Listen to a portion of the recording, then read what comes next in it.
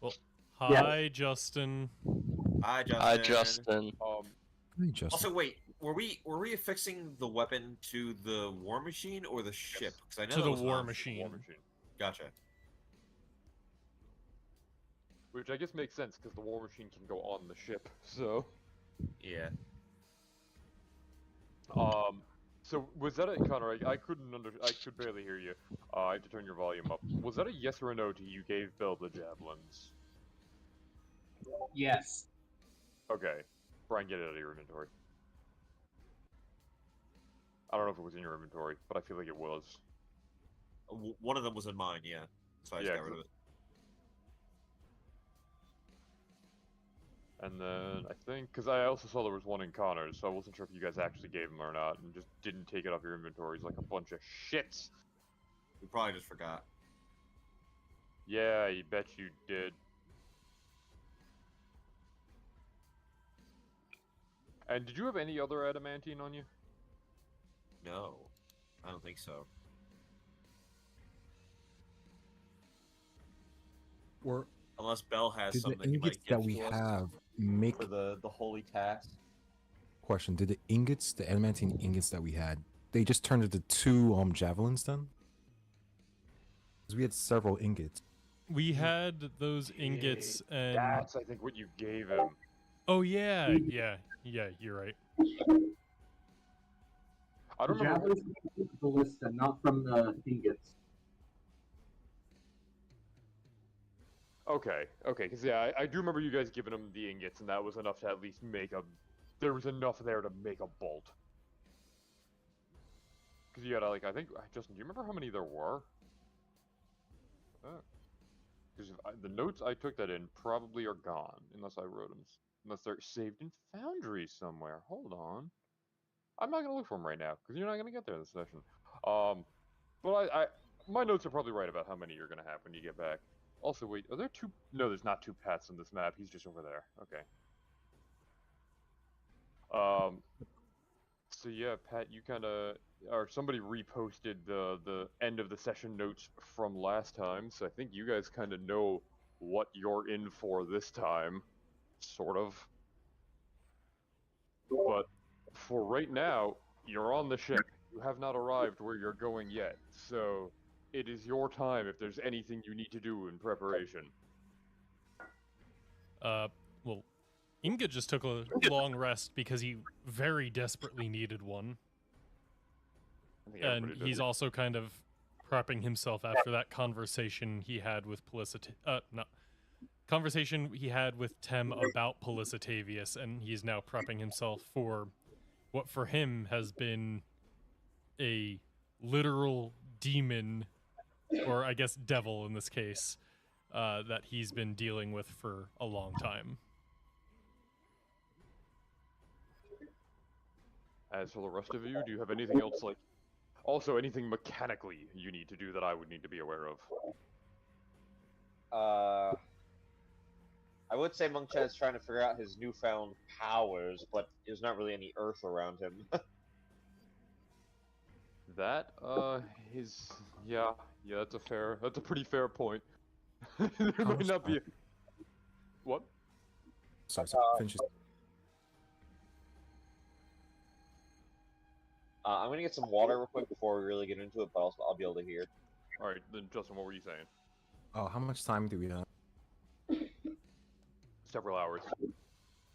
Because everybody was... This is also over the course of a long rest. Because I think the crew pretty much told Sharon, take the boat slow but avoid danger, so that way you guys can rest up before whatever is there when you get there. With the long rest, can I swap out spells? Yeah, it's a long rest. Okay, just making sure that there wasn't anything preventing it. Nope. Cry. No, spells you can always switch out. And you didn't sleep in a volcano, so you don't have to worry about your health.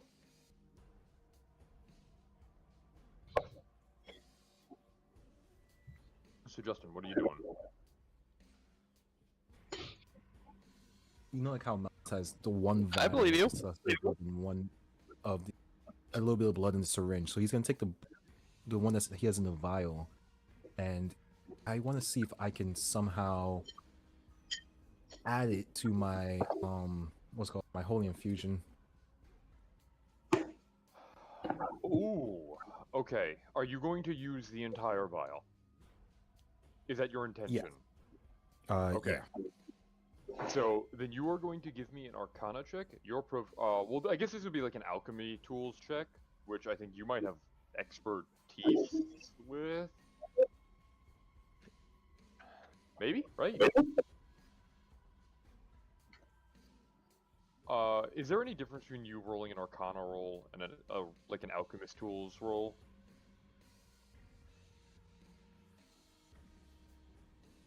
Justin? Can you hear me? Hello? Oh, now I can. Yes. Hello. Okay. I don't think so. It does sound like your mic is cutting in and out a little bit. That's not just me, right? No, it's definitely cutting in and out a little bit. So in that case, just give me an Arcana roll, and if you're if you're willing to use the entire vial of blood, it means you don't have to be as careful, so it will lower the DC. Okay.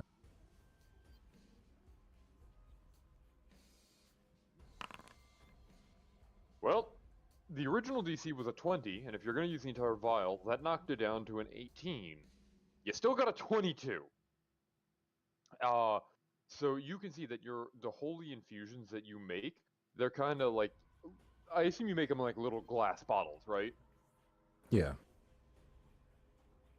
So usually what it is it's actually a pretty clear solution, whereas most of the concoctions you make are like dark red or orange because most of them explode. The holy infusion is kind of a clear white color with flecks of gold in it, and you take this vial of celestial blood and you add it to your you kind of have a couple of these holy infusions that you prep for the day, and to each one of them you add a portion of this vial. How many of them can you prep per day of the holy infusions? So it depends on my. So like my bomb making kit.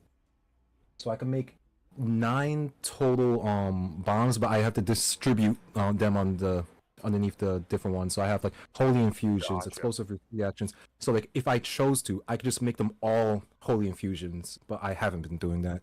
How many holy infusions are you going to make? We're fighting devils. I would say like regular holy infusions.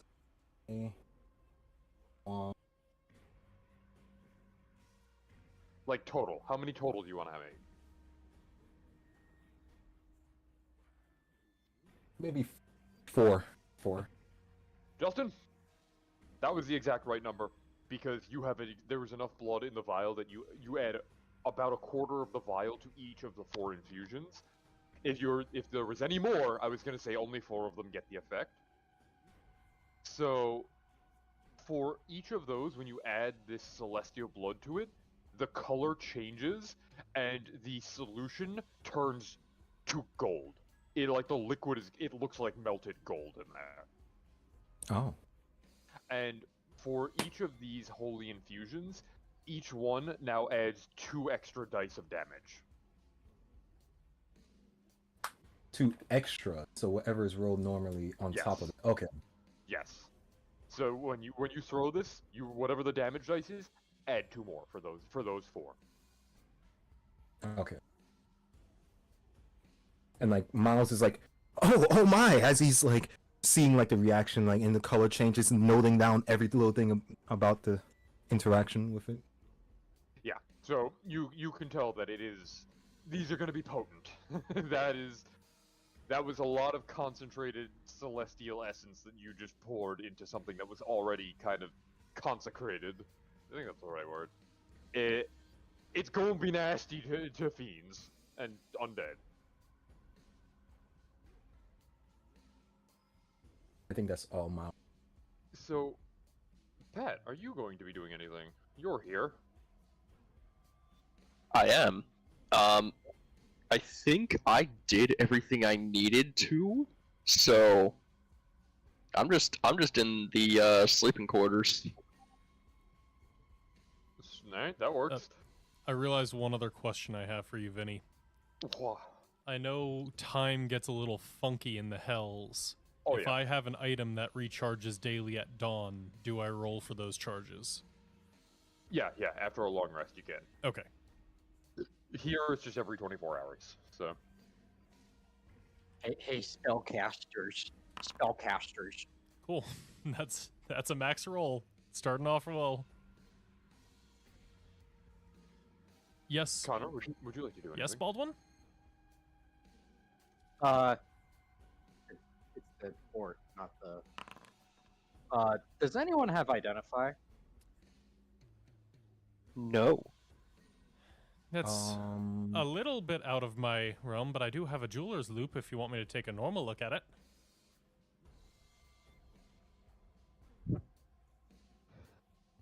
Oh, I Wrath do is have gonna Identify. spend some time, like, putting in this angel's pauldron that he picked up into his armor. Don't artificers get Identify for free? Yeah. Yeah, maybe I cut out. Yeah, I have Identify. I could use it as a ritual. So, do you Hello? want to use it? Oh, yeah. I was going to do it. Justin, when you cast Yes. Identify on this object, please give me an Arcana roll. Okay.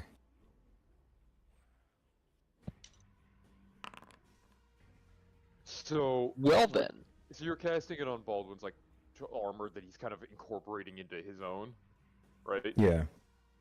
Miles' experience is something he's not super familiar with. When you cast Identify on the object, you get a strange sensation.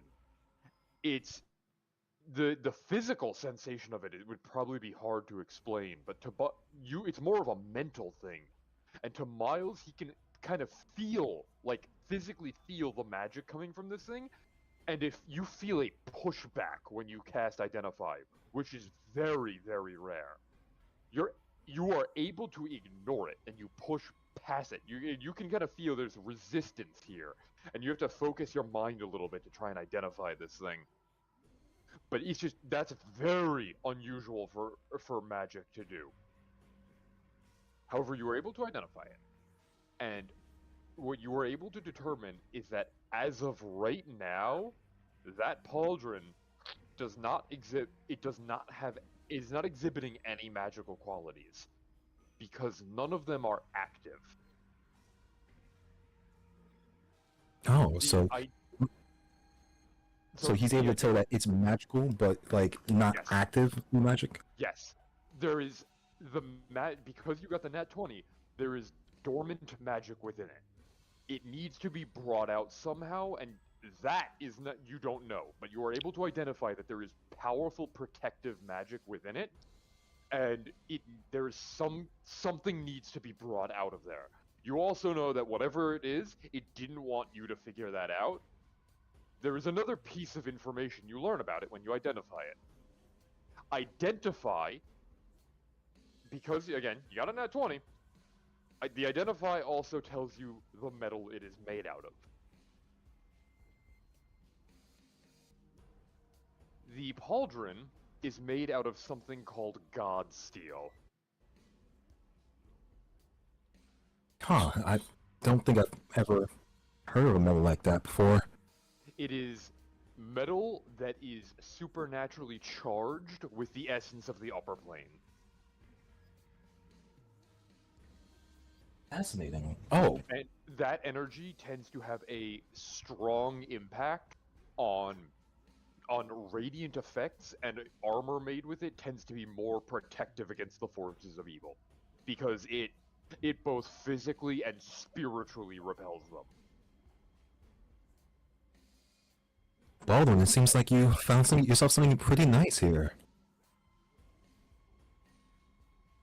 As Wrath's just gonna sort of nod at him and say, "Wrong name." Ah, What yes, name? I forgot. You're going through a phase right now. Well, There- Raph, There is a joke to be made here, and it is not PC. I'm just gonna not. Okay. Go on. Well then, Wrath. It seems that you found a nice pauldron with something that I'm not too familiar with, but it seems it'll do you well against fiends and undead. I didn't mean to do that as Miles. On this episode of D&D, Wrath will just nod and say, Wrath will nod and just say, "The crusade continues."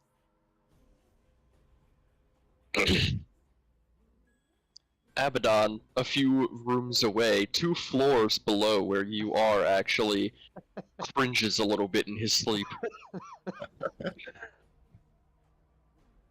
So, is that everything you guys are kind of doing over the course of the rest? Yeah. Think so. Yeah. So it takes about 8 hours because that's how long you said you wanted to take, and you can see over those 8 hours, you guys kind of do the actions you said. All the lichens that are on the ship seem a little uppity, and they seem kind of anxious. And you can see they kind of fiddle with the war machine a lot, especially the werebore. Anybody who wants can give me an insight check over the course of this rest. Damn. I can tell what they're thinking. Jesus! You know what, yeah, get these rolls out now, and I want to see how bad this goes later. So most of you, enough of you, Miles is lost in his work, but Wait, the why rest is of it you, under disadvantage though? yeah, wait, what the fuck was that? Why are you at disadvantage? I don't. Hmm. Okay. Well, you should have rolled a 7. That was the first roll, so you're fine. Most of you do recognize, though, that as these lichens are wandering around, it seems like they're trying to kind of keep the werebore occupied. He seems very frustrated that one of the war machines is not here. That's kind of why they seem kind of on edge. The werebore specifically seems very annoyed about that, and they're just trying to keep him occupied. Oh, the game is paused, that's why I can't move. Now you can. I didn't even realize that. I had too many things open. I'm coming.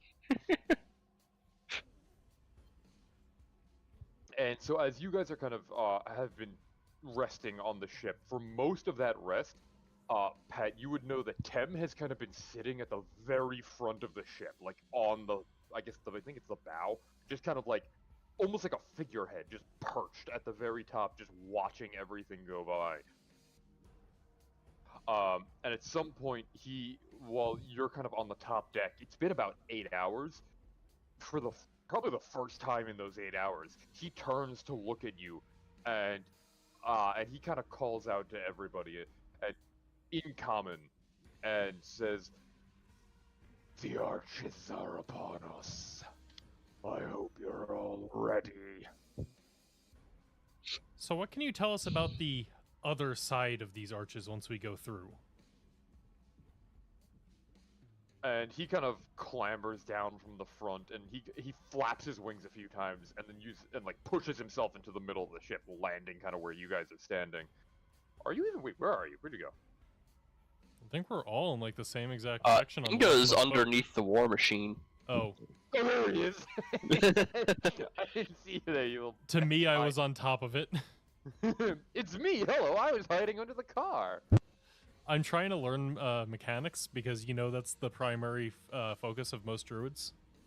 So, and he kind of sits down, and he points one of his claws at you and goes, "For you, the first thing we have to worry about is before the other side."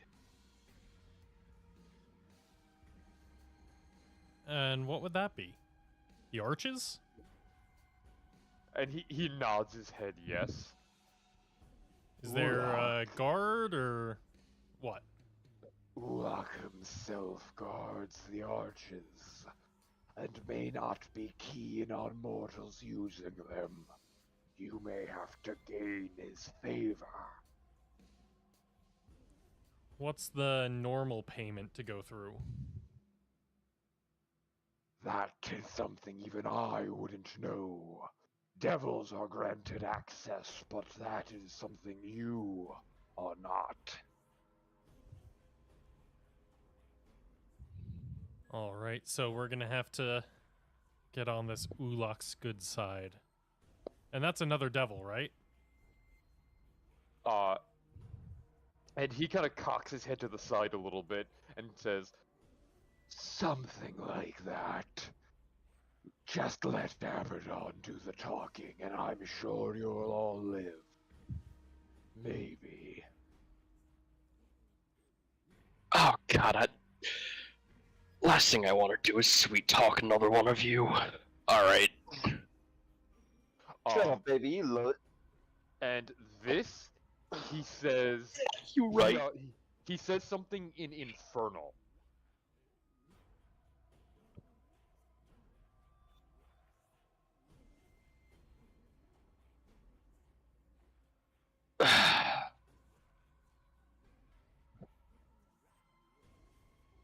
Do you respond? Yeah, I'm typing.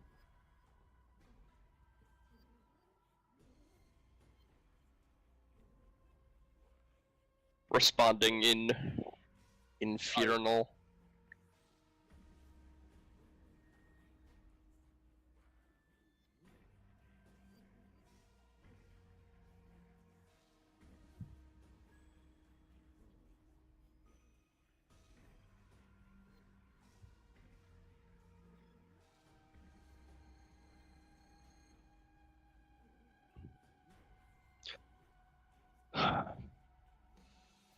Alright, so I'll respond back in common and just say, well, that's helpful. Does it at least speak what we are? What? Sorry. No. I say back in common, like, does it at least speak our language? It is said that Uloch speaks all languages. I think you'll be fine. Alright. Well, Inga, I think you already knew. It's not a devil, but Tim won't actually say it, but he doesn't know what it is.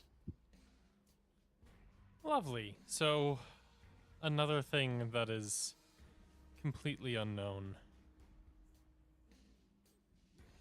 We'll have to figure out how to gain its favor when we're there. I think that may be a game time decision. And you can see that as you say that, the boat suddenly comes to a stop. It doesn't really jerk or anything, but it just kind of slowly drifts into that stop. And the plank on the side of the boat comes down and hits the edge of the river Styx. And you can see where it comes down, there is a stony mountain that is fairly high, but it's clear from where you are that there is there's a winding staircase that goes up to the top of this rocky mound. And at the top, from your perspective, kind of looks like you can see that there's some kind of structure up there. They certainly don't look like arches. If you had to guess, it would look like some kind of like stony ruins in the material world. But you know, things here tend to have deceptive appearances.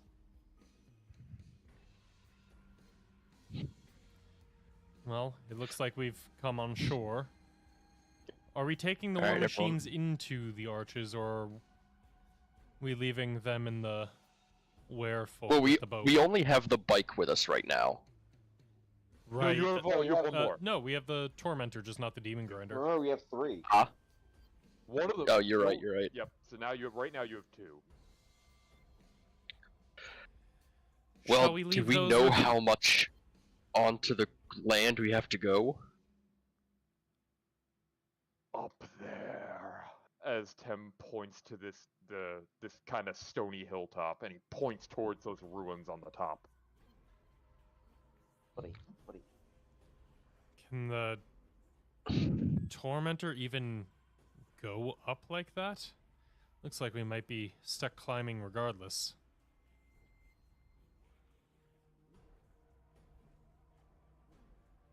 I think. Sorry, go ahead. The vehicle should be able to climb the incline. My concern is with its operators. Are you convinced they're clever enough to not get you killed? I'm not convinced this one is clever enough to not get us killed, pointing to Chad.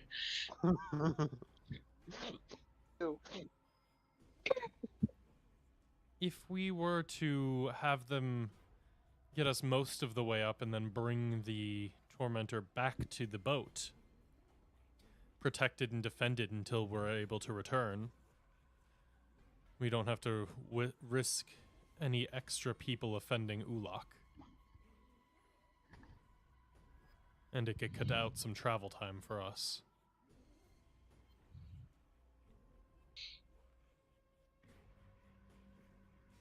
Alright. Hold on, I have to Google something real quick.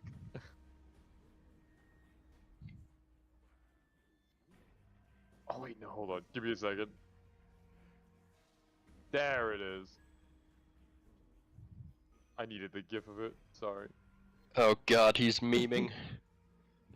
Well, because as you say that, I can't help but think that when you point to Monk Chad, he's just sitting there like this.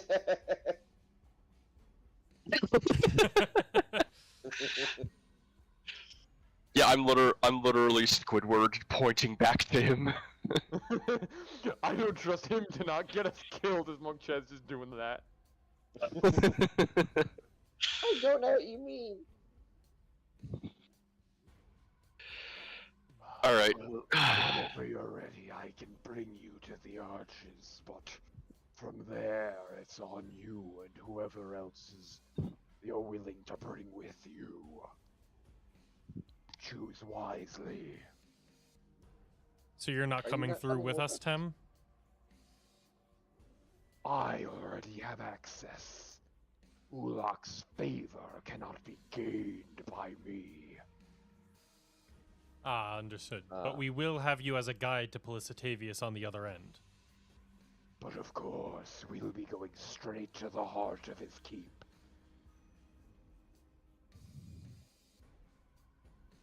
Alright, in that case, I think it's best that we keep our party to a minimum. Fewer people that have to gain favor. So then we don't need the halfling. Yeah, no. We need that one, just not those. As he's still doing it.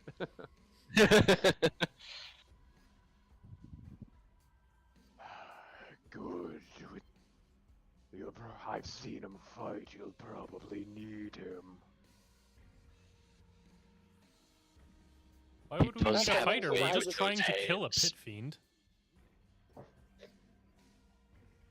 Not to mention, I just ate an earth elemental. A skill that could be useful to us. When you're ready. And he sits on the edge of the ship next to the ramp. We go. You guys are going? All right, let's go. Because that's my cue to change the map. Yeah, I think we're going. Yep. Alright, time for me to start dropping people on this map. Give me a moment. I lost a very important token that I need. Where'd he go? Where'd he go? Where'd he go? There he is!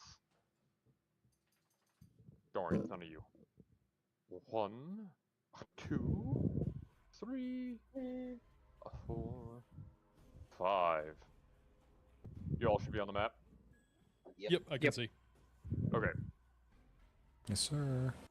so you can see that as you approach, there is one. You kind of go up these stairs. It takes you maybe like 5 or 10 minutes to get to the top. It's not like a mountain. It's just kind of this stony hill.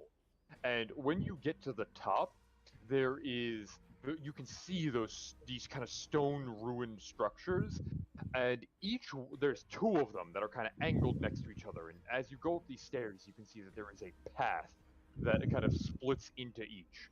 And each of these stone structures almost kind of look like, you can almost imagine it looking like the the letter U. They're kind of these. When you're up here, they kind of do look like these big curved forks sticking out of the ground. Anybody who likes can give me an investigation check. Investigation. Well, so much for all of our nat 20s. There's only one person that's good at this, and yep, that's what I thought. So Miles can kind of tell from what he knows about this. As you look at these ruins, it kind of makes sense. It looks like there definitely used to be more to these structures, especially with how much stone rubble is on the ground. And it looks like each of these structures used to be like, they probably made like a full ring. That if these really are a gateway to the other parts of hell would make a lot more sense. However, they seem completely like ruined and disheveled now. Pat, any chance you could turn your mic sensitivity down just a slight tad? Yeah, sorry, I didn't realize that much was coming through. No, you're good. It's just the breathing is loud.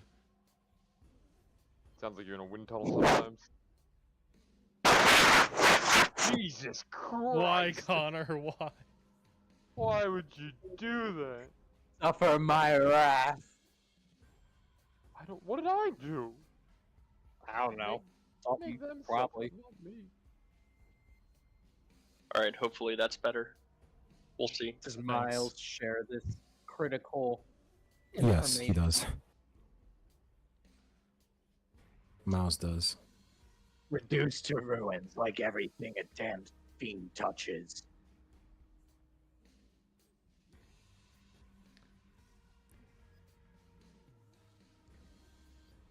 Be warned, I think we're about to have company. As Should you we can greet see, him? and you see It- Tem looks up, and in the sky above you, you can see there are streaking like orange bolts of what look like fire coming down from the sky. And one in particular is much brighter.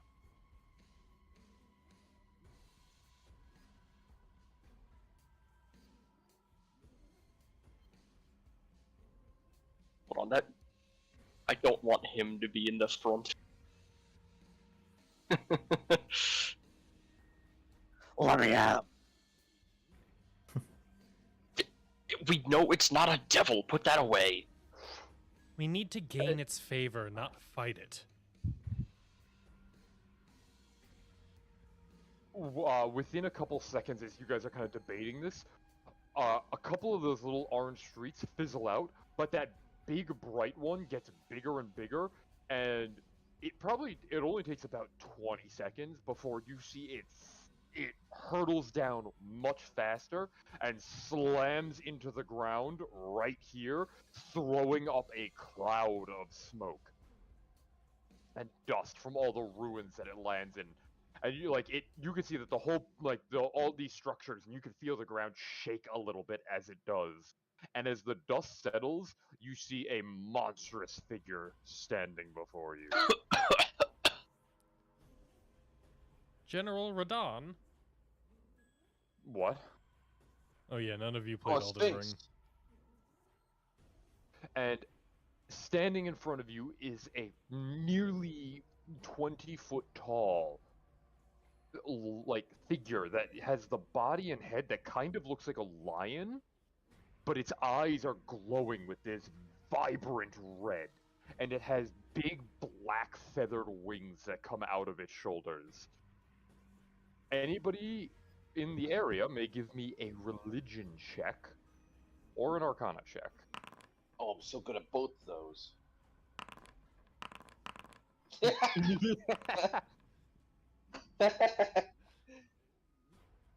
Truly a master of So- the craft, Monk Chad. Abaddon and Miles have never seen a creature like this before, but both of them have heard stories of them, though in different context. Miles has probably heard of these things in regards to their magical powers and the effect that they have had on magic as a whole. because these creatures are said to shape reality and time around themselves. Abaddon has probably heard about them more in song, and has heard like prayers to these creatures before, and he might even know one or two of them because he got over a 20.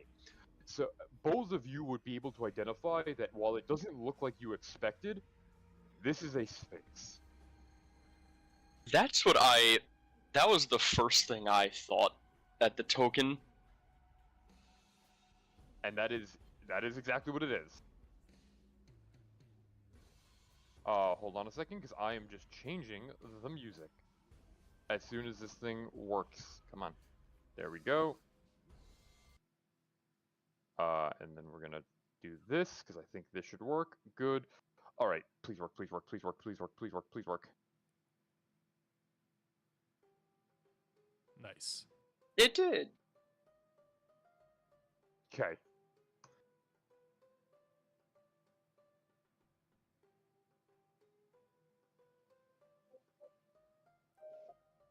Oh,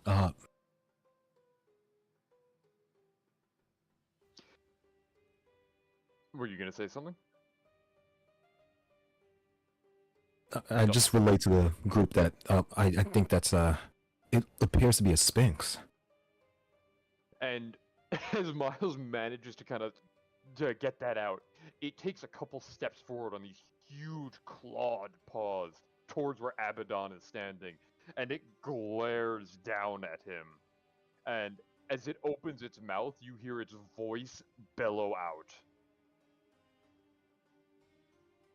Mortals would approach my realm.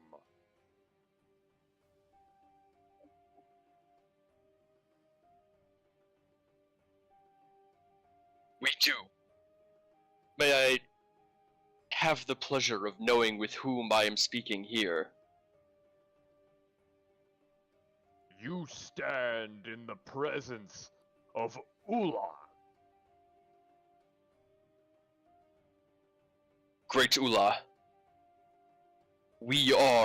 My name is Abaddon. Behind me are Baldwin, Inga, Miles, and Monk Chad. We are requesting access to your realm. We have business to attend to that my larger friend over here, Tempterix, I believe he already has access, but he is trying to help us with, as I said, some dealings that happen to be in your realm. Persuasion roll. Oh man, I only rolled a 3. Jesus Christ, man. Some members of your party would need a 17 to roll that.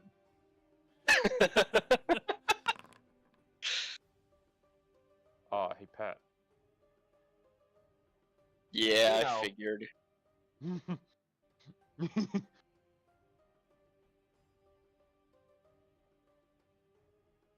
So you are Abaddon. You travel with Tempterix, the deceiver of Malbolg. And you expect me to trust you. Ironic, I know, but history shows that we are not all our parents, we are not exactly where we are from. You'll find I am quite different than my father or Tem. I'm not even here on my own business. I'm here trying to help others. I'm here trying to help save our world. We just happen to be passing through here. And you will find I'm quite different from the other denizens of this plane. Speak I can tell. truly. Why do you need access to the arches? We need access to break my friend Inga here out of a curse, which happens to be due to a contract that he has with Pelicitavius.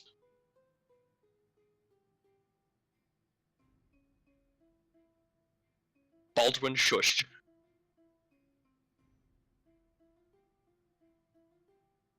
Then may your ally speak for himself. I step to the side and motion Inga forward. I'll step up. A gnome of the mortal realm. Much time since I've seen your kind.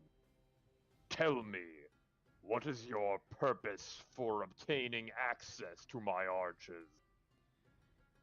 Great Uloch. It is as my friend Abaddon has said.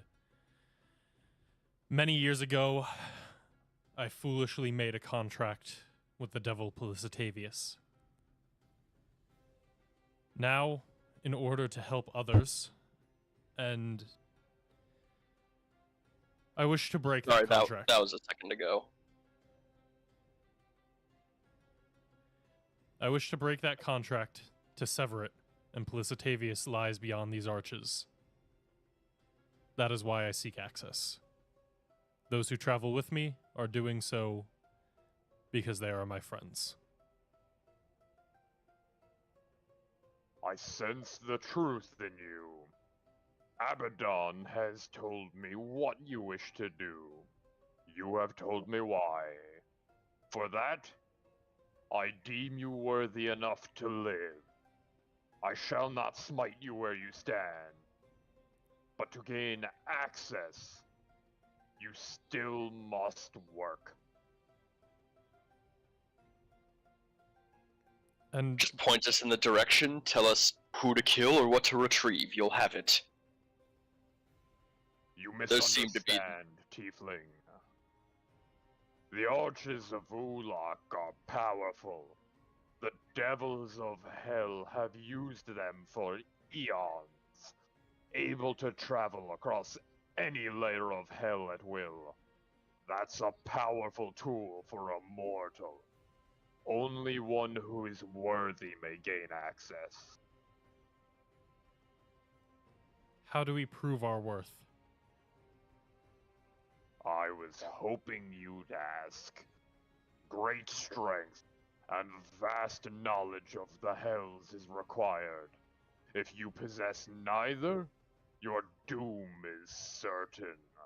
If you have both, you may live. Will you subject yourself to my test? A question first. Need it to be the same person to demonstrate both of these, knowledge and strength? It must be all. I must be careful with my words.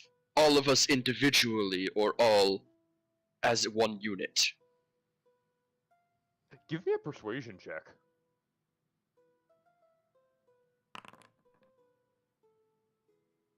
Nice.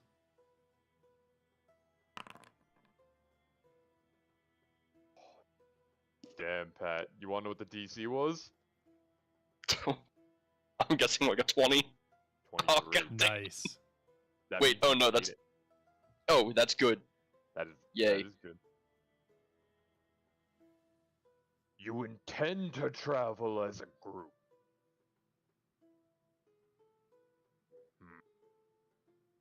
I have seen mortals in your situation before. You cling to each other unlike the ways of the immortal. So be it. You may all take the test as a group. You pass or fail together. I would have it no other way. It's how we've gotten here so far. You would trust them all with your life? Well, I don't know about that one. Pointing back to Dad. Who's still doing the SpongeBob. But he does know how to pack a punch. Then tell me, Abaddon and Inga, who shall you choose to represent you in this test?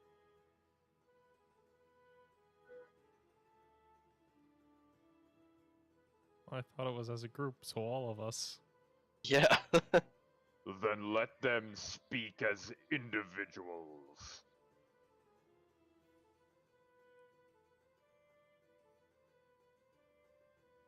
Rest of party enter here. Yeah, I'll step aside so the rest can speak.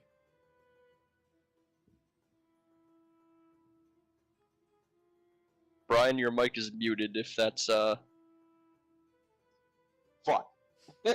Oh no. Hello, mighty Uloch.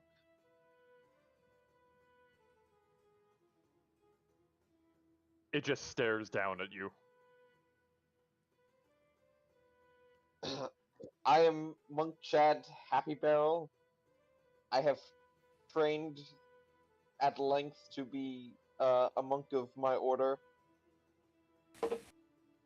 Chad Nice. Happy Barrel. You shall represent Abaddon and Inga in this test. Oh, I just thought you wanted to hear from all of us beforehand.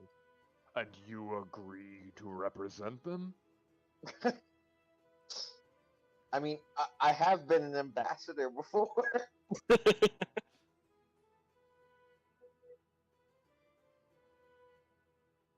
The Sphinx kind of just glares at you a little bit, and you can see it kind of leans in a little closer, and it kind of bringing its head like all the way down to where you are, and you can see that even that red glow in its eyes is a little hard to tell, but you can see as it kind of focuses in on where you're standing, and it picks itself back up and it says, So be it. I will take that as acceptance.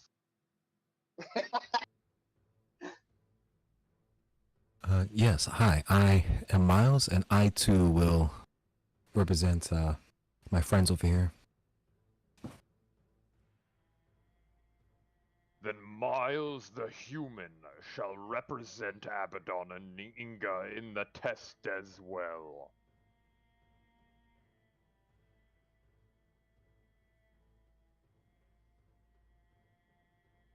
As Abaddon turns around, looks at Wrath, and goes, Baldwin, would you like to introduce yourself?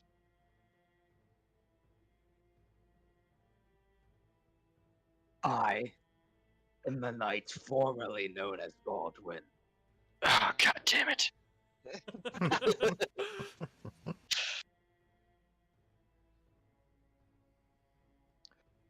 And does Baldwin the Dragonborn agree to represent Abaddon and Inga within this test?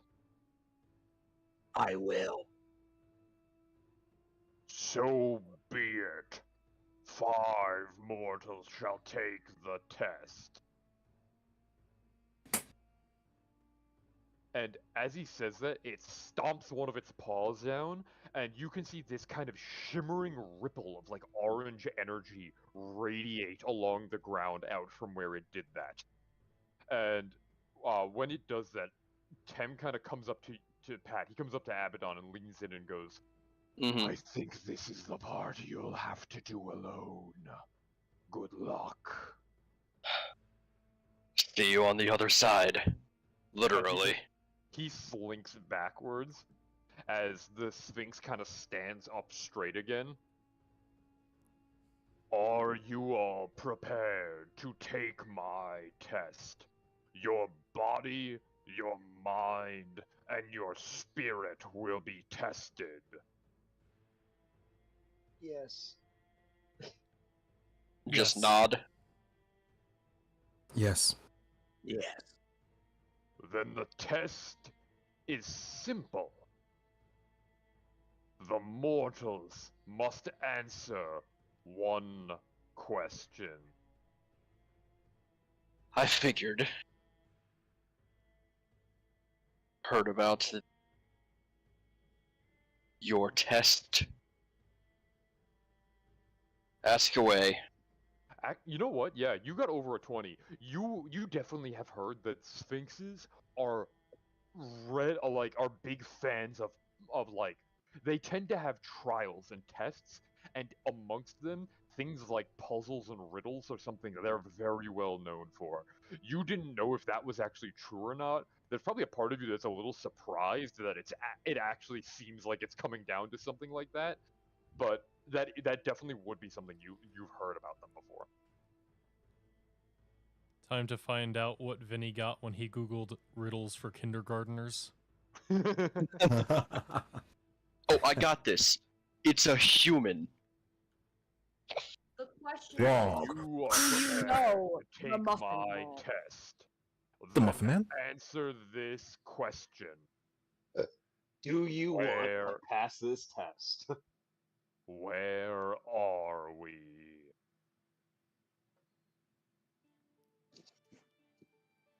I don't know if this is spiritual or not. Like we're in hell, we're in Avernus, we're at the gates of Uloch or Arches of Uloch. Do you When you guys say have any we, inputs? oh sorry. When you say we, do you mean all of us together, including yourself? The question has been asked. When you are ready to submit an answer, tell me. Can Monk Chad like look past like the edge of the rocks and make sure like everything looks the same? Sure, give me a perception check.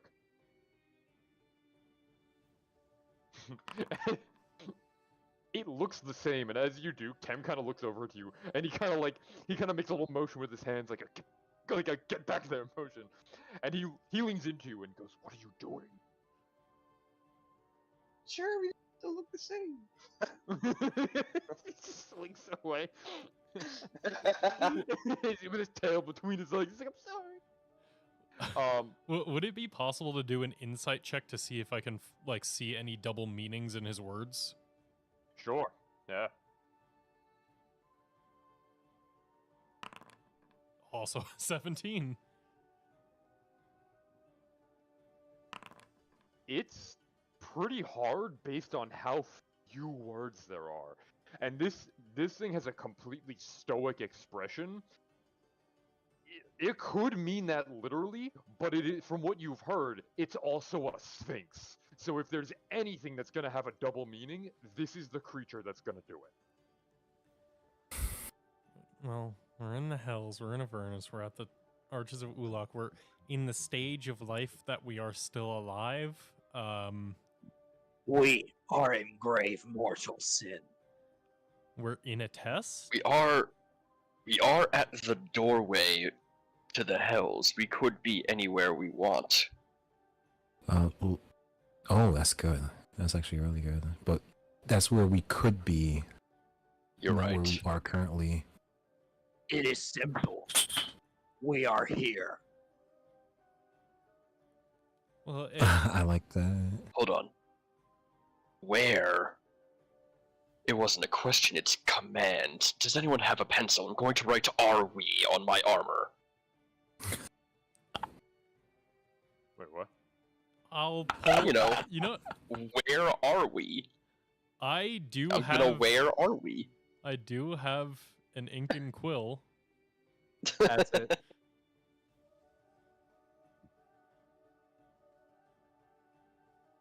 Abaddon, that was the last straw. Just kill us. I mean, looking at the map, we're on the shaft, so. Oh my god.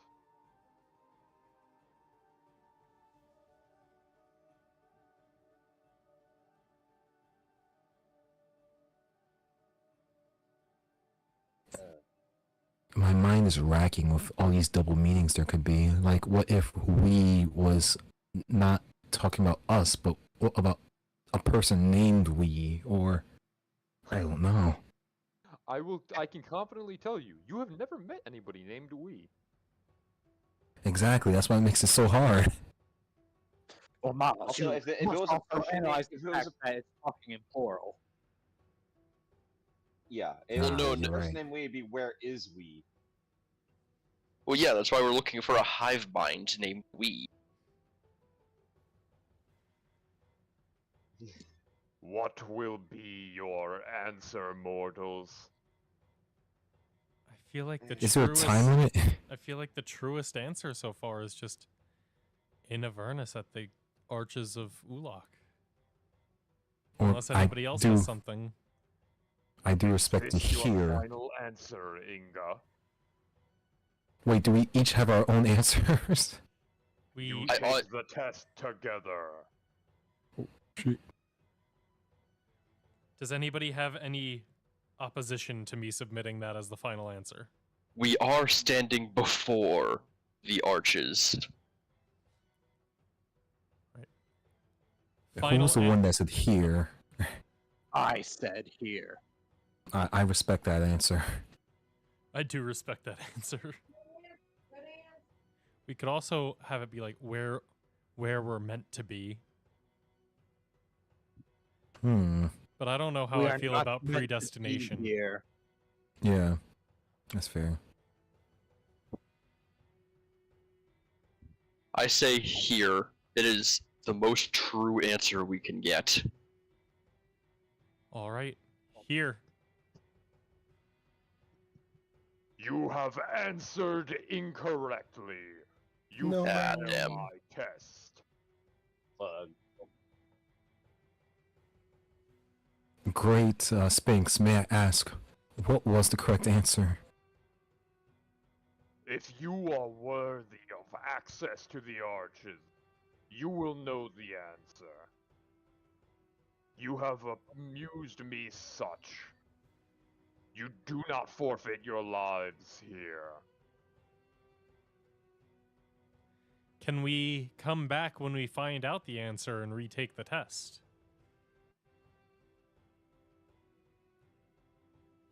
Give me a persuasion check.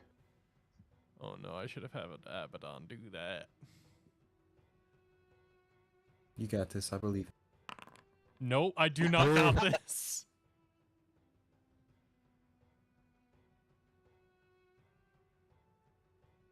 Did I just fuck up and forfeit our lives after he let us go?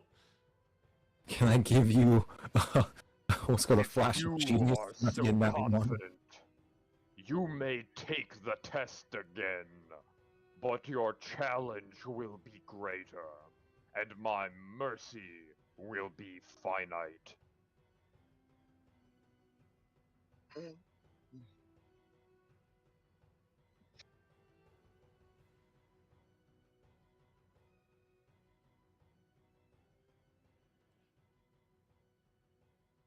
All right, fellas.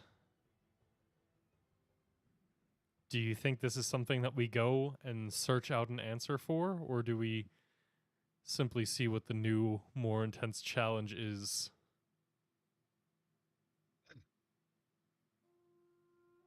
You said that there would be a test of the mind and a test of strength. Could we try the test of strength now? You failed the first test. No. You do not proceed to the next. I see.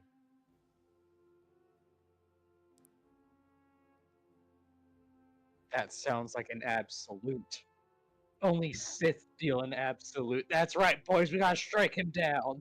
It's pronounced Sphinx. Oh, sorry, misunderstanding. Tell me then, Inga, do you wish to retake my test?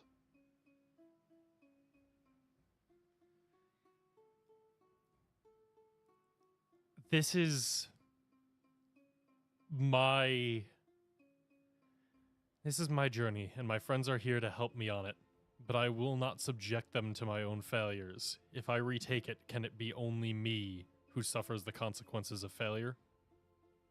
Bullshit, Inga. We're all here. If we take it, we are taking it together. Yeah, but what if we don't know it again? Then we're all probably going to die anyway. And as I set Kobe down, like, okay, he's not part of that. Kobe, I need you to run free if we all are killed. Kobe is gesturing to you wildly with his little hands, trying to tell you something. I pick him up and put him on the board with the letters on. Miles, please, there's hellcats and they're trying to get me. I speak beast. Do I know what Kobe's trying to say? Hold on. Oh, you hell put yeah. him on his little. You put him on his little Ouija board. Yeah. He starts tapping out a couple letters on it. Ride or die. Hell yeah, man. Unfortunately, I think it might be die. Hell yeah, rat! Crank that hog! Hell yeah, brother, click down. I appreciate your loyalty as I put him on my shoulder. I'm suddenly picturing a rat driving a car down the road, and he looks over to his left, and Vin Diesel is in the car next to him. Family. Wait, you put him on your shoulder, and he lets out a little rat squeal. He goes under your chef hat and starts to sign out the answer on your hands. He just writes out on his little board, idiots.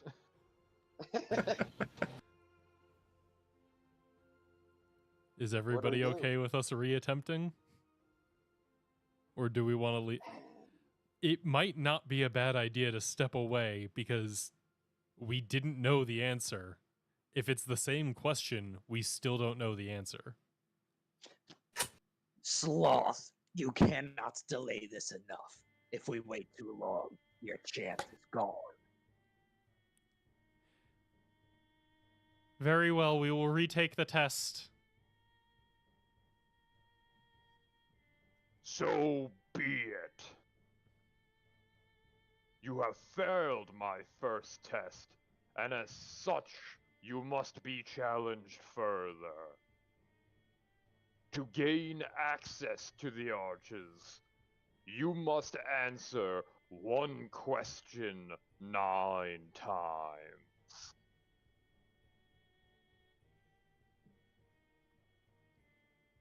Very well. Then my question is, where are we?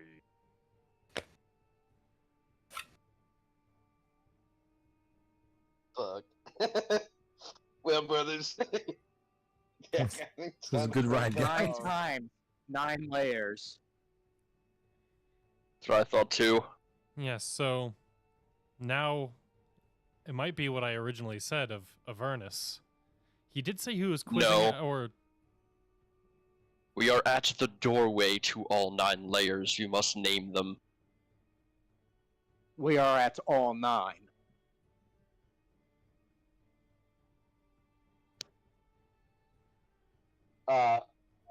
We probably have to list them. Hey, can I do... I know I can Google this and figure it out, but can Abaddon know this Yeah. just from being him? can I use my DM knowledge where I can just list them off? I would say, give me... What skill would this be? For Abaddon, It's kind You of would- history. I would probably say history. You're gonna have advantage on this roll to figure this out. I would say I'll give you a choice. You can roll Arcana, History, or Religion. Abaddon has advantage. You know the one you're on. You know the one you're on is Avernus.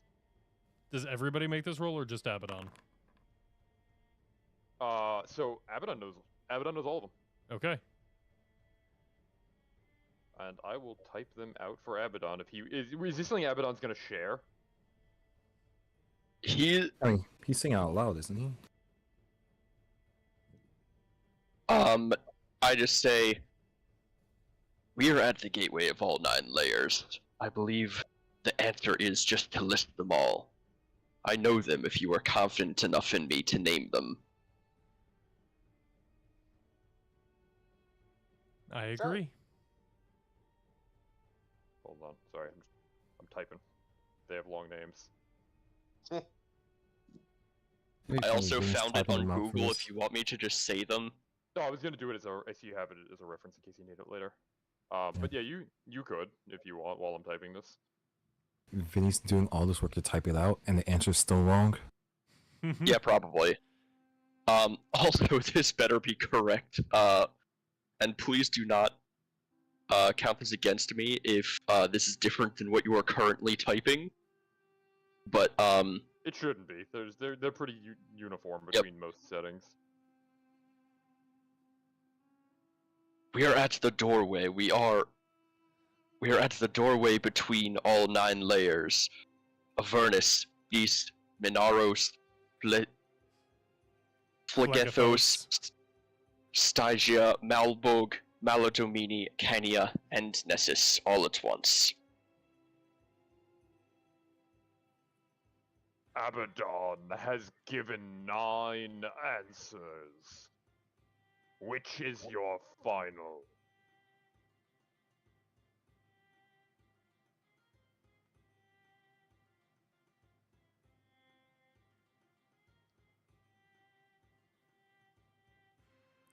I'm confused. I figured you wanted 9 answers.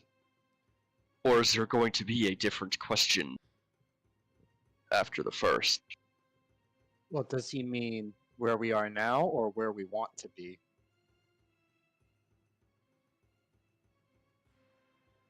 No.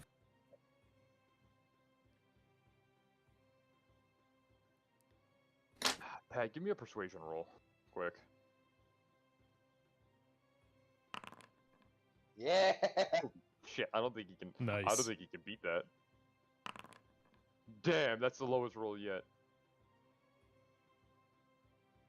You must answer one question 9 times. Each question has one answer. You have given me 9 answers. Do not misunderstand again. Then I believe Avernus is the first answer. Or maybe just hell in general? Which is, I believe includes all 9 Avernus layers? is... I think Avernus might be a better answer here. I believe in the both of you. Go for your gut. Abaddon, have you chosen Avernus as your group's final answer? Motioning to the rest. Well, Avernus 9 times. Well, Avernus once for the first Avernus one. 1 time.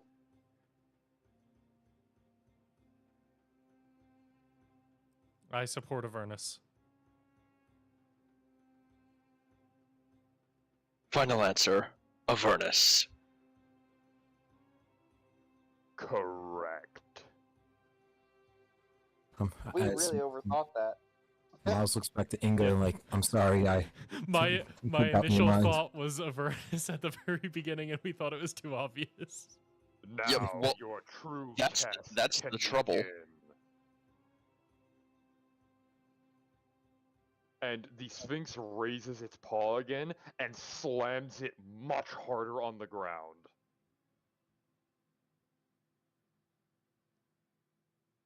I don't like that this is changing. The Trial of Uloch. Gosh, not the trial. Not the trial. Let me know when y'all load in. It's still gray for me. 98%. Nah. Yep. Stuck on 98%. It's probably gonna take a minute. Oh no, it's big. Big Yoshi.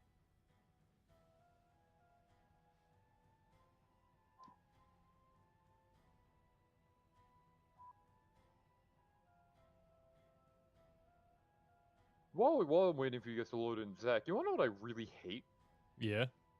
I hate in Foundry how when you hover over anything, it makes a black text box that tells you what it is, and then that text box just doesn't fucking go away. Oh. You ever had that problem? I have no idea what you're talking about. I've never run into that. I run into that problem all the time when I'm trying to like make monsters and stuff. Like if I click on something, like it makes this little box, and then that box, like that says what I'm hovering over, but then it just doesn't go away sometimes. And it's Are, really are you annoying. on version 11? No.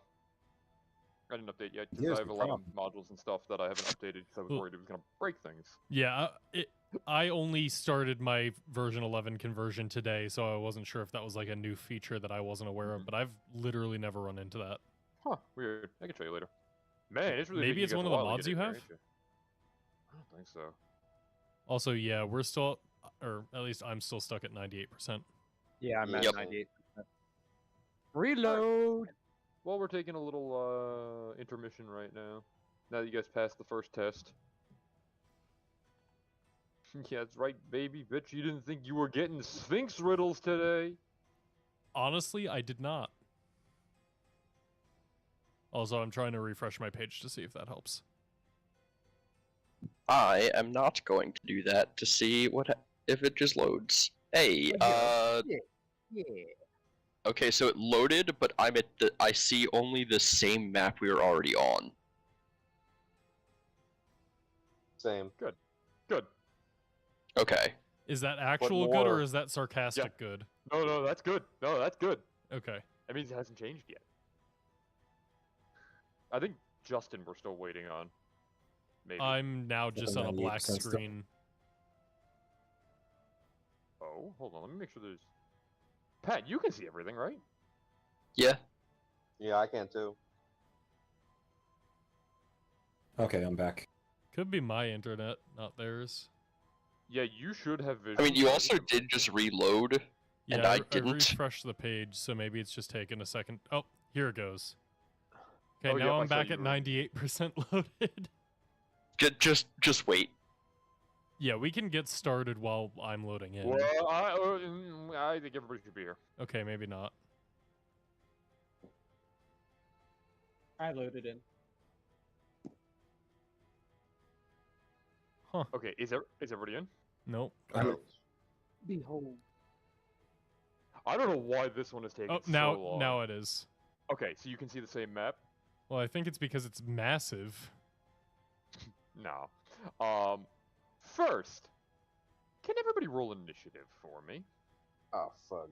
Oh boy, we're getting sphinxed. And I'm gonna do this.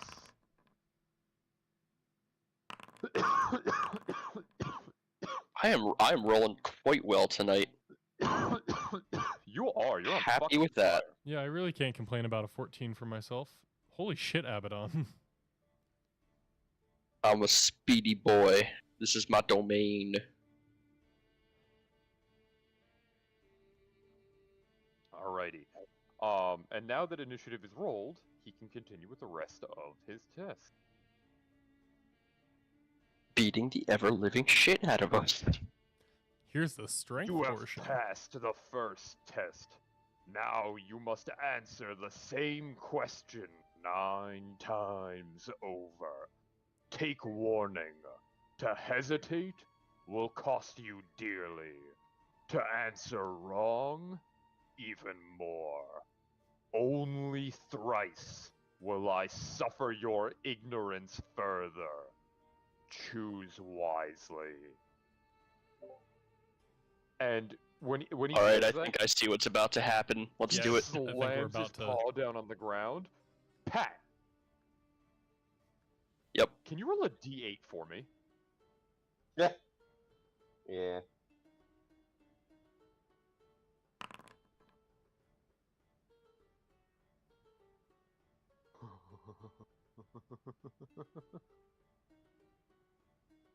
Noted.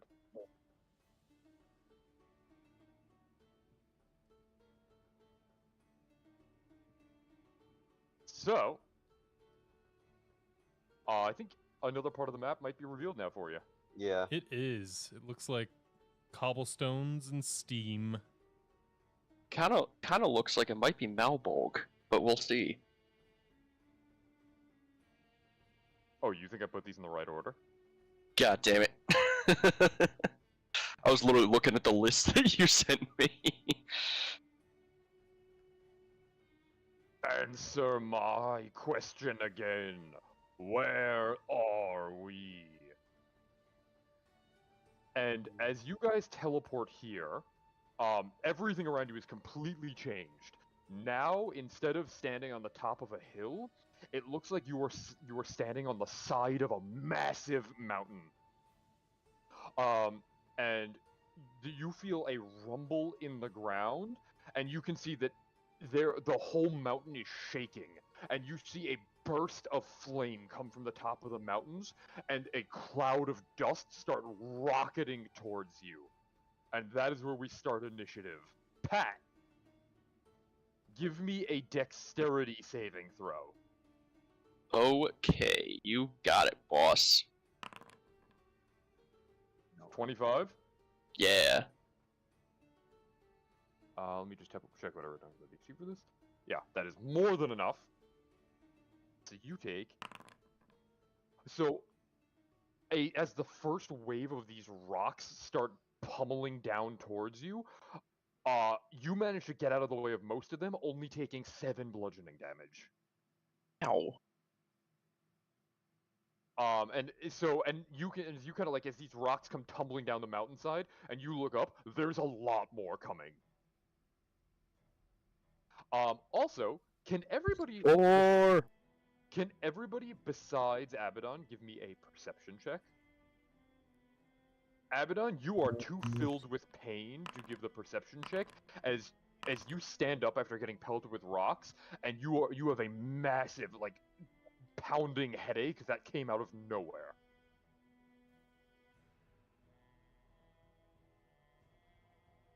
Oh Hey. god, do I just straight up have a concussion now? I'm gonna whisper something to you, Brian. Just a permanent disability. Okay, I'm just making sure that this worked. Yeah.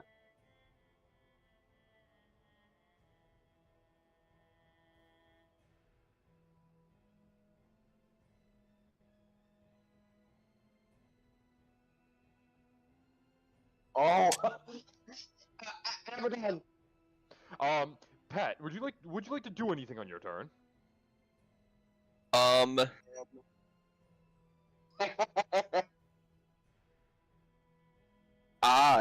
Is it an action to try to recall knowledge of what layer of hell looks like this?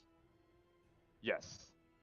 So, the way I'm going to rule it is a recall knowledge about the hells is going to be your choice of an arcana, a history, or a religion check to get a piece of information that could give you an advantage. That is an action. If you would like to submit a guess, that will be your bonus action.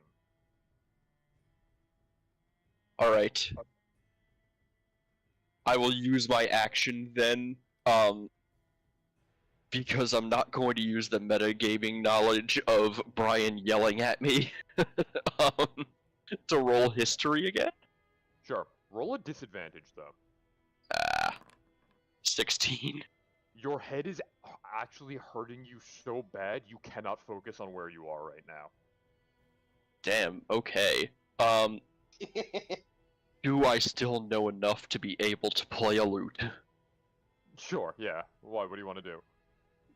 You get a healing word yourself? No. Bardic inspiration. Give someone else a bonus. I am going to turn to Miles, knowing that he is the smartest of us, and I'm just going to start playing one of the songs that I know that is about, like, the Sphinx, and just hope that it sparks something in him. So, Alright. it can be used for ability checks. I had to double check that. Okay, and that's the end of your turn? Yes. It is Miles' turn. Miles, give me a dexterity saving throw. Dexterity.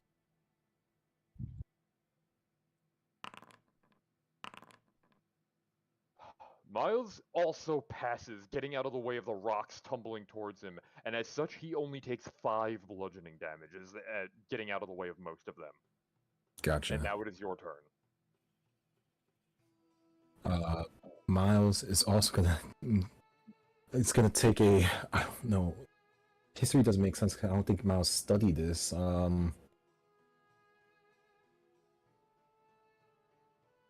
It's your pick. They're all intelligence checks, but if you have, like, proficiency in one, you might want to try that. Arcana is my proficiency. How do I... Looking around, and Miles is gonna try to sum up some knowledge of something that he may have read in the past. Okay. And Is that? Will you allow me to roll Arcana for that? Yeah, absolutely. Okay. Yeah. Miles has studied. He took a course on the outer planes when he was in school, and he remembers that there was a unit on the Hells, and with all the falling rocks in the volcano, you're able to narrow it down to a few choices. So you know that the ninth layer of Hell, Nessus, is supposed to be a rocky wasteland where falling rocks are said to be falling rocks and meteors are said to be a constant threat. You know that the fourth layer of Phlegethos is known for having massive volcanoes that are said to erupt at a moment's notice, and you know that the sixth layer, Malbolg, is said to be never-ending slopes of constant turmoil, and one of the hardest realms to escape. So it's either the first or second. I don't think it's the sixth. I think it's either Nessus or I forget the name that you said. The second one there. What was the second name? Phlegethos. So it is, yeah. So it's either Phlegethos, Malbolg, or Nessus, and that is something Miles is fairly confident in because this doesn't seem to fit the description of any of the other ones. And we do see like volcanoes erupting and It the looks like rocks you're. are falling here. Yeah, so there's bits and pieces that match each one. You know, Phlegethos is known for volcanoes, which you are on. Nessus is known for having rocks falling and meteors falling down and killing people, which is happening here. But Malbolg is known as kind of the permanent as being a permanent incline that is impossible to escape, which you are currently on. So on the incline, I don't like see the side any. of a hill. So all three of those are possible. You could also like shout that out to us and then have the next person try and narrow it down further. Yeah, you know what? Maz is gonna do that. Yes. So now successive checks will only basically narrow it down from those three. So is that gonna be your turn? Yeah. Then it is Gotcha. Monk Chad's turn. Dex saving throw. Monk Chad passes, and as such, he only takes 4 bludgeoning damage. Unless, do monks get evasion, where like they take no damage on a pass dex saving throw? I know rogues do. Do you get that? Sorry, Monks I'll read it again. do- Yes, I have evasion. Okay, so Monk Chad is dodging rocks left and right, takes no damage. Yeah. Monk Chad is just going to scream out, where's your dad from? What? What was that? I heard Where's it. your dad from? Can I respond with a reaction, or am I still just racking with pain? You can respond. You can respond. God! Malbolg! That's what I thought, baby. I'm gonna look at the Sphinx and say, Malbolg. Are you using your bonus action? Yes. The halfling Chad speaks correct. Yes. And it slams its paw down on the ground, and you are back on top of the arches that you started at. And Monk Chad starts Nice. doing the SpongeBob again. Monk Chad, how'd you and figure that Question, out? do I feel better immediately when we leave? Yes, immediately. I figured. Monk Chad didn't use his action. Can he just use his action to hop up and down and be like, Abaddon, your horns are growing, your horns are growing. Yes. Oh. Oh shit. When he points it out, Abaddon's horns have grown significantly longer. They're still not big, but where Abaddon normally has tiny little stumpy nubs of horns, he has actual demon horns now that start to curl up over the top of his head. And they kind of have a small twist at the top. That is something that's never happened to you before. I do. I'm sure you can use your imagination that I am really curious and just touch my head. Hey Brian, Yeah. roll a d8 for me. Why sure. 1d8. A 3.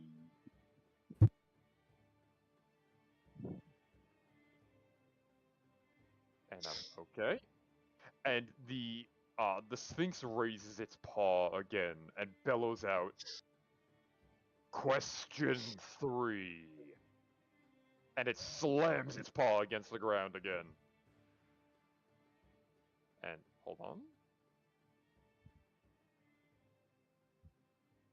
Oh.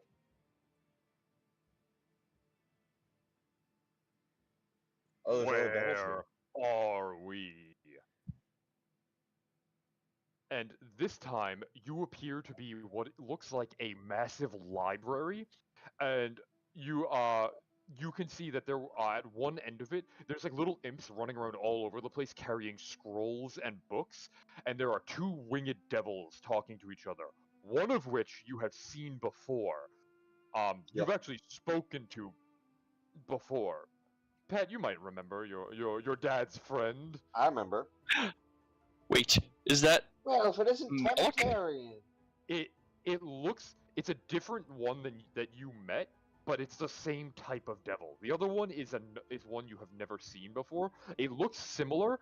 It's not as tall as the one on the right, and its wings are bigger, and as are its horns, but it's shorter and fatter. And this one points out to you, and it says something in Infernal, which only Abaddon understands. So I'm gonna whisper to you.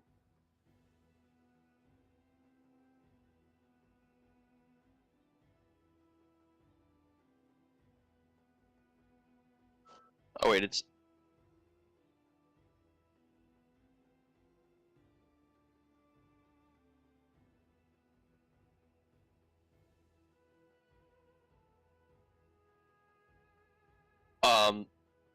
and I was gonna say, yeah, shit, they're not wait. friendly. Hold on. I gotta do something real quick. Move. This one, I think, has the wrong name. Because I copied a token because I needed similar stats. Let's see if that worked. There we go. Now I can tell them apart.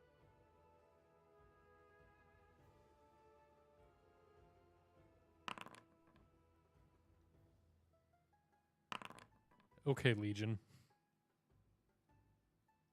That's what this guy looks like.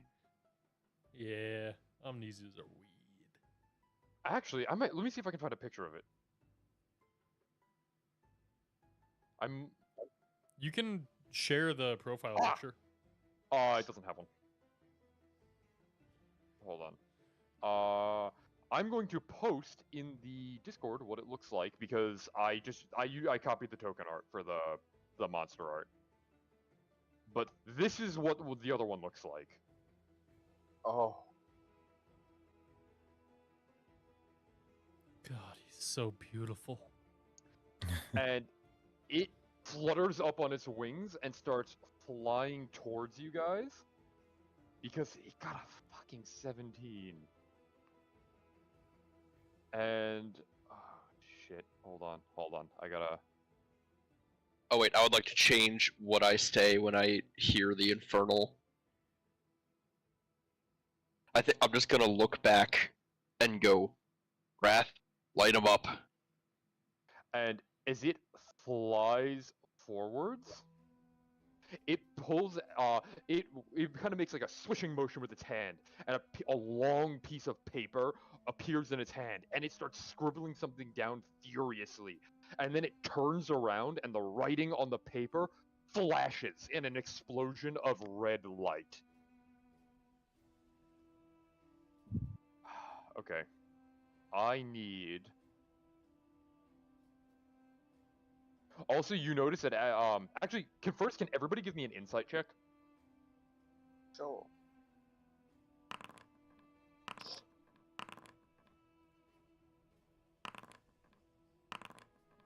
Okay, so two of you passed. Abaddon and Inga kind of have line of sight, so they notice it. As this thing comes up, and it clearly looks like it's doing something, like, hostile towards you, you can see it completely ignores the Sphinx. It doesn't pay it any attention. It just goes, and it's like literally standing right next to it. It just goes right next to him and does this. So it scribbles down on that parchment and turns it to face you. And as it flashes out with red light, Connor, I Yes. need you, Monk Chad, and Miles. Hold on. I need to see something.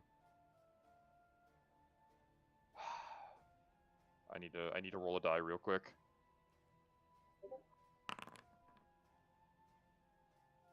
Baldwin, Monk Chad, and Inga are going to have to give me saving throws.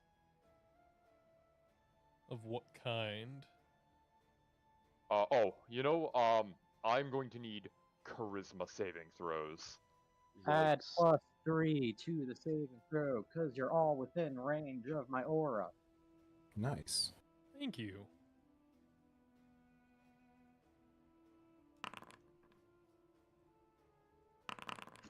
It doesn't help on that one. Second Connor, one of the night, boys. The 25 passes. Inga and Monk Chad fail. As there is a split second where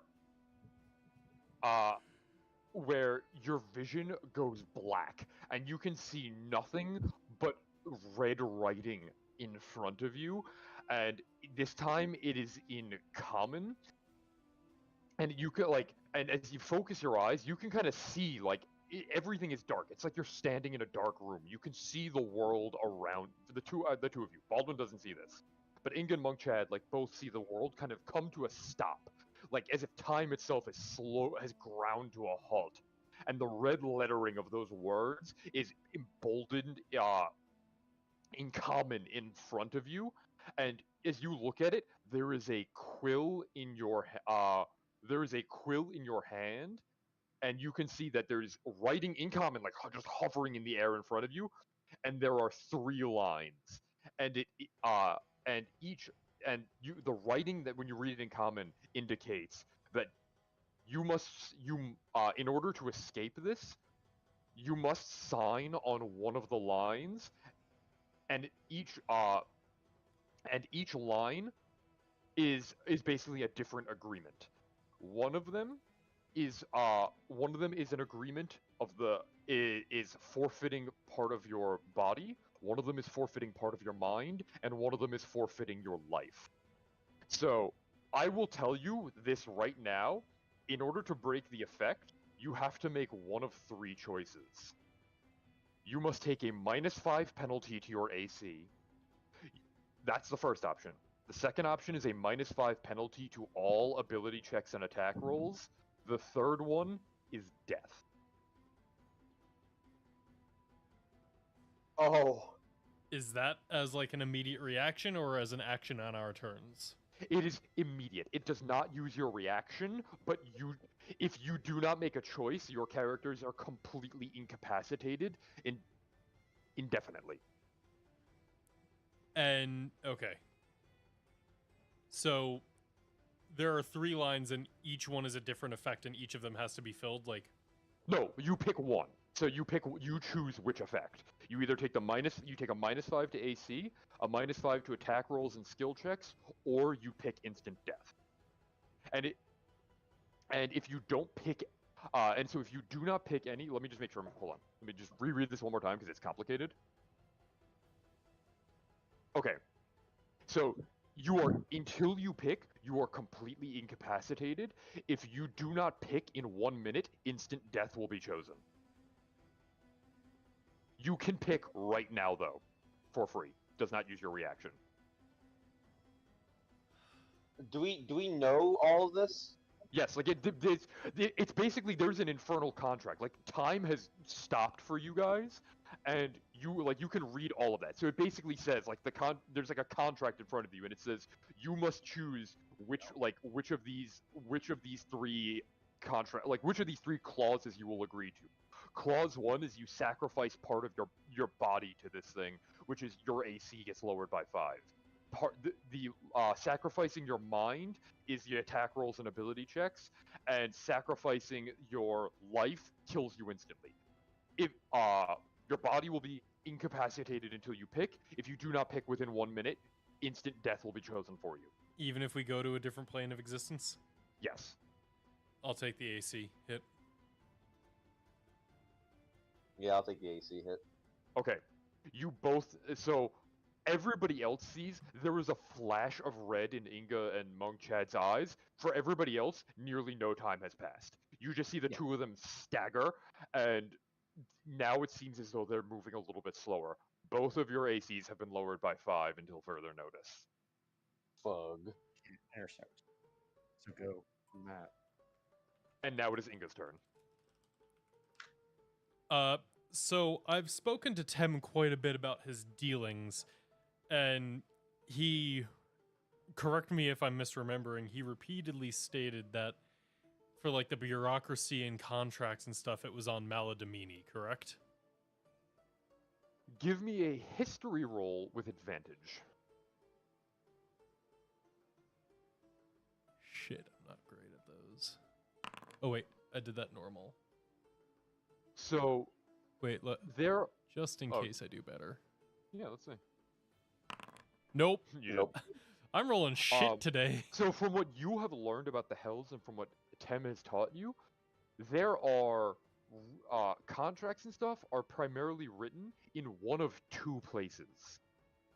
There is the dead city of Maladomini or the Iron Citadel of Dis. So either the 2nd or 7th layers of hell.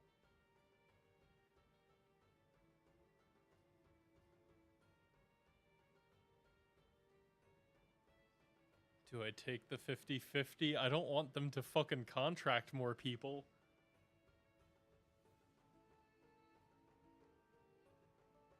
You know what? Wrath is right after me. I'm gonna shout, it's Maladamini or Dis. That's not his voice. It's Maladamini or Dis. You have chosen 2 answers. No, I'm You must choose one. No, I'm telling Wrath so that he can choose. And it's his turn. Can I use a reaction? What do you want the reaction to be? Depends. Because yes, you can use reactions. As Inga tries to defer, as Sloth tries to defer any responsibility and choice to later on, Wrath is just gonna look back to Inga and just like ignite his blade and say, "I'm not playing games." Fine. Maladamini. I choose Maladamini. Are you using your bonus action to do that? I will use my bonus action to choose Maladamini. Inga has chosen correctly.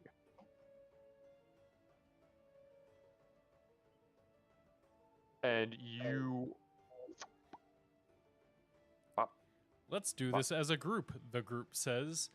I'm gonna give the next person in my group a better chance at not failing. I say, the next person in the group says, you're being slothful and delaying action.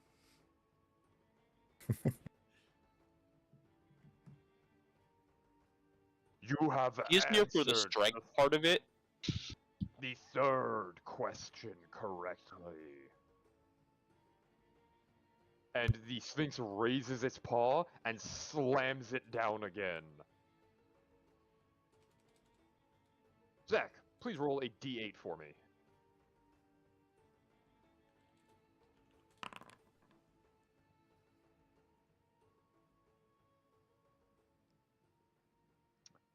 Oh, interesting.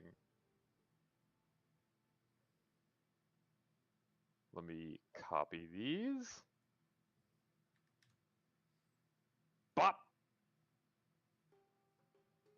Hold on. Probably be like right there. Oh god, Monk Chat's dead. Where are we?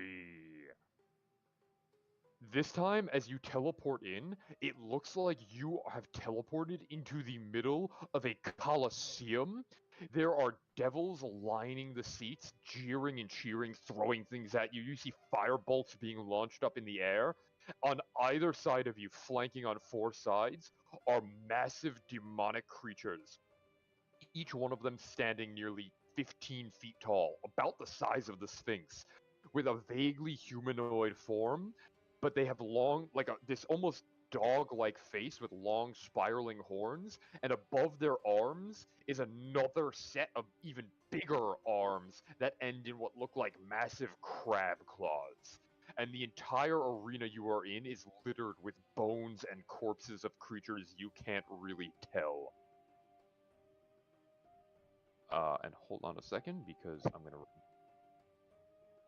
remove, and I'm gonna do this. Is Monk Chad able to not start in the spike pit? Oh yeah, sorry. That is just the map. Yeah, when you teleport in, he teleports like next to a bunch of spikes. Like he's not actually in a pit. It was just the best map I could find for what I needed. And also, the creatures in this pit, you guys have seen before. Actually, some of you have seen before. I don't think Miles has actually seen one of these. I know Abaddon has, though. You were attacked by one of these creatures when Miles was performing an experiment on a devil's submersible. Oh. Yeah. They're demons. Yeah, I think you guys did learn they are demons. I think Abaddon fought it. Like I think I remember him fighting this thing a lot. You know they are potent in melee combat, and they are also spellcasters. It's fun. Perfect! Inga's turn just ended. Bug.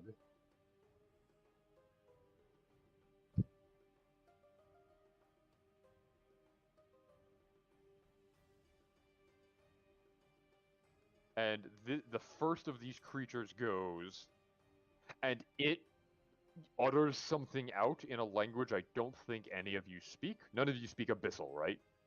No. Pretty sure I don't.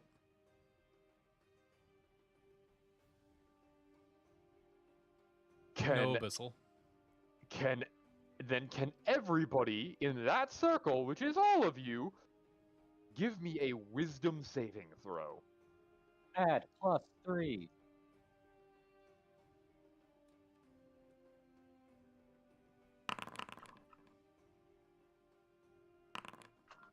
Damn. Oh, thank God. Well, Connor, as the lone person who has failed the saving throw, you are under the effects of the confusion spell. Which is perfect, because it is about to be your turn as this thing now runs up. There is a 20% chance that you are unaffected. Roll a d10.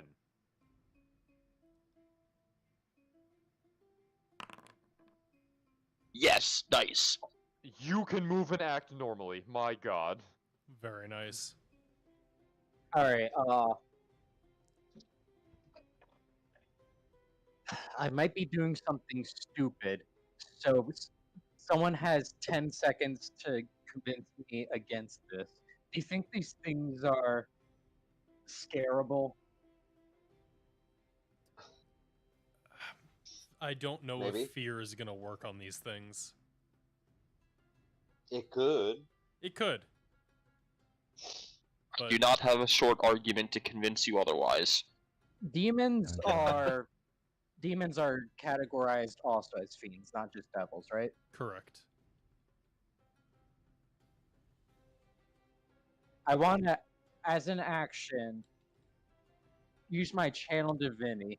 Basically, Wrath is gonna turn, and just like divine power is just gonna flow from both his eyes and mouth as he turns to speak to this thing, and he's just gonna say in common, "Where? What level are we on?" So are you using the Abjure enemy? Yes. Give me an intimidation check with advantage.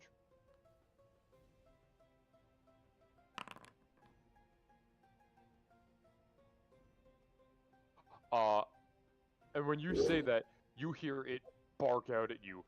You know what that means? I don't think we're on Jagulalagal. So, also, you're using the Edger enemy on the one right in front of you, right? Yes. So I will give it a wisdom saving throw. At disadvantage. Unless, of course, it's immune to fear. What's the DC? That would be my DC, so 8 plus 4, 12 plus 3, so 15. That's my roll.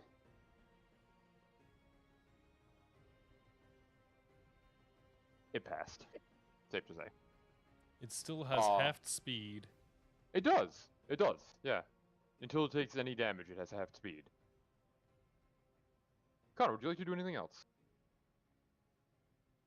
I'm a paladin. I don't have bonus actions. Technically, everybody has a bonus action right now. But, yeah, if you're not going to use it, the next one goes. Hi. Runs to here and attacks Monk Chad. What is his What is his new AC? 16. Okay. You know what? I'll roll these publicly for you. First attack. Yeah, that hit. 10 damage. Yeah, -5 to AC will do that to you. Monk Chad is now grappled. Yep. And it is going to try and pinch you again. Now, I will say, this is not a giant snake, so you're not restrained. This attack does not have advantage. You just can't move. Mm-hmm.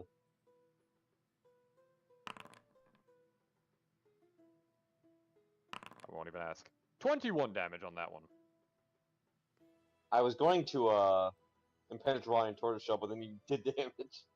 Oh, do you have to do that before damage is rolled? Yeah. Yeah, you can still do it. That's fine. No, I mean, if you want to use the key points, go for it. It's silly that you would have to do that before you would know how meaningful it is. So I will let you use it if you want. Sure. That's 'Cause just rolling. I've always been of the mindset of that whole rule of like, you have to use this after the D20 is used, but before the result is known. Like, if you're in combat for more than like 3 rounds, you're gonna be able to know. Like, you're gonna like, why make your players do that work?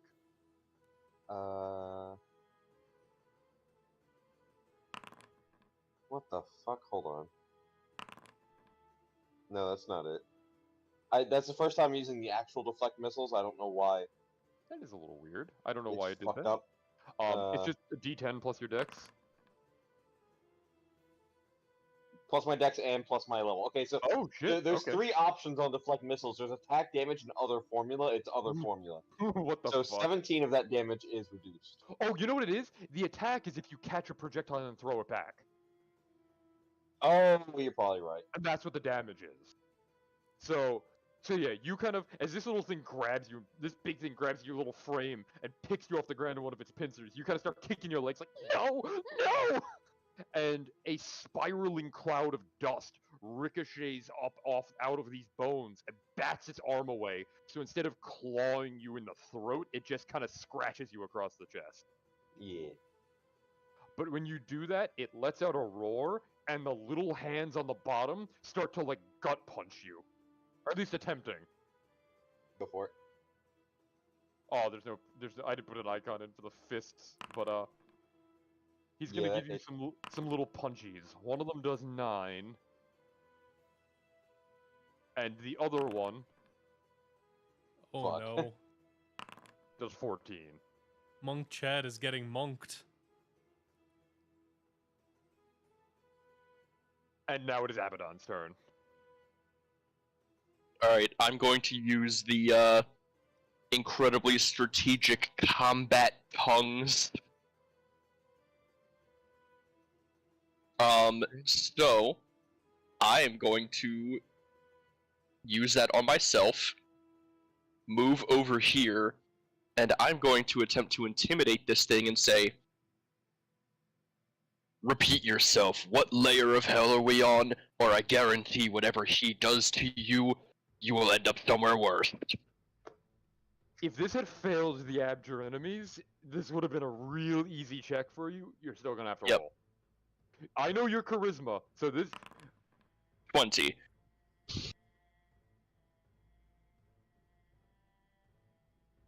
Pat.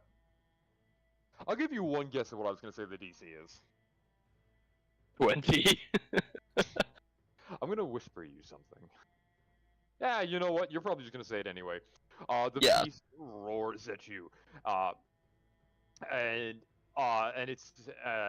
it looks to you and says, You both die here in the fighting pits of Phlegathos. Thank you, good sir. Bonus action, I would like to turn to the Sphinx and say, Phlegathos, final answer. Abaddon is correct. Imagine if it knew what we were doing and lied to us just to get us killed. Right? They do not look that smart. They crab. But also, I've been wrong before. Crabs are very smart. They are the ultimate being. It's But what true, if they just everything eventually didn't know becomes where they... crab. Sometimes As they you- just want to return to being an octopus. Pat, can you actually this isn't super relevant, but can you give me an Arcana check with advantage real quick? So, I will say, if your assumption was that they're not smart, Abaddon would probably know this because you're a bard. The last time you fought one of those creatures, it hit you with a power word. Oh.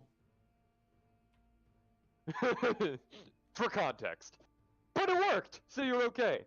As you guys teleport back to the Arches in Avernus, as Monk Chad kind of hits the ground because he was previously picked up by a crab demon. And hold on a second, gotta turn this back on. You have answered the fourth question correctly. And as it slams its paw down, Pat, would you like to roll a d8 for me? Sure. We're narrowing it down. We're reaching the point where I might have to re-roll some of these. But not yet.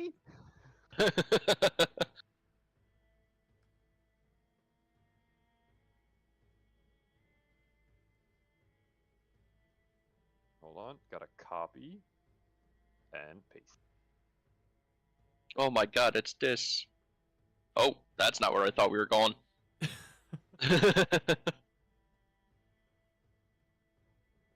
So when you appear in the next place, you are on a flat, rocky expanse, and looking around you, as far as you can see, it's just flat stone. Here, the only other thing of note is that the sky is completely black here. There are no clouds, no meteors, nothing. It is solid black. And I believe that brings it to Miles's turn. Right. So, Justin, Yes. can you do me a favor and give me Sure a thing. wisdom saving throw? Sure thing. Bug.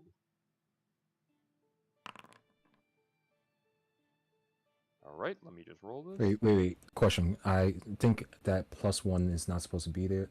No, I didn't add anything. Okay. Oh, my mistake. Oh, you should have had a 24. Yeah, I'll take that I'll take that into consideration. No, that +1 is supposed to be there. So as Miles kind of stops to take in the surroundings, you are hit with this overwhelming sense of just emptiness. Like the nothingness of this, you can feel it creeping into your mind, and you can feel it eating away at parts of you. As such, you only take 7 psychic damage. Okay. Miles, your horns. That's Oh not god, his his horn, penis is so big now. pal. That's his human horn. No. What would Miles like to do? Take his pants off. Oh my god, he's right.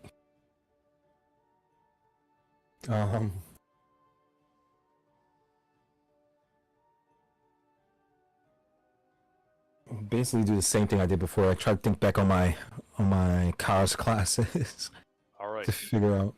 This check is going to have a higher. There's not much around to gather from around you, so this is a higher DC. Okay.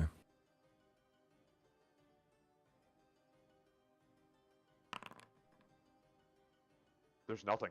You Wait, don't know what you to base still it have on. a bardic inspiration. You never used it before. You Yep, do I will use it. And what's the roll for the bardic inspiration again? a D8. Oh wait, no, I One think it's D8. D10 now. Nice. Level 11 gets you to a D10. Yeah. That's a 19 now. Yeah.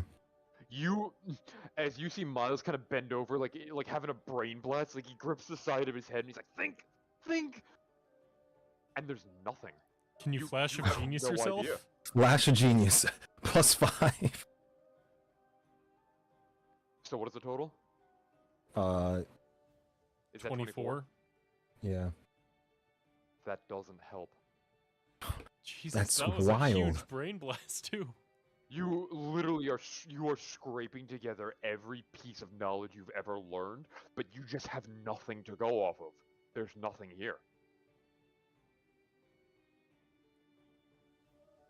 Okay. Can I free action just put my hands in the dirt and just feel it, and then that'll be the end of my turn? As you see Miles, Miles has a brain blast and then nothing comes up and he has like an existential crisis and just collapses to the ground, like digging in the dirt.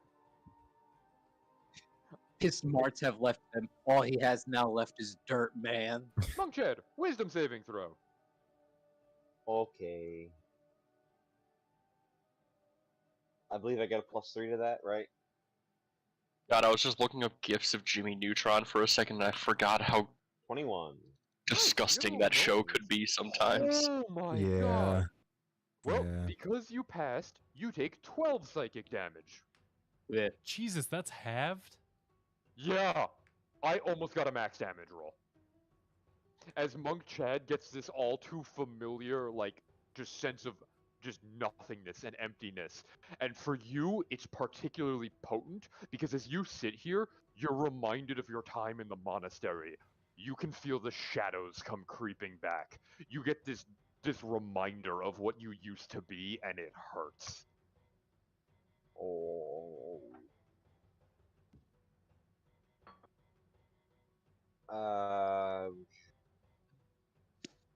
Okay, Monk Chad is gonna brain blast.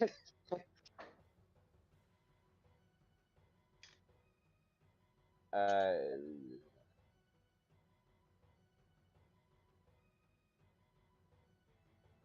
is there any wind? Faintly. Can I kick up some dirt and see if it actually like moves? It does. Yeah, it does. I'll give that to you as a free action. Kicking Yeah. dirt doesn't need to be an action. Now kicking dirt twice though. Yeah, that might be pushing it.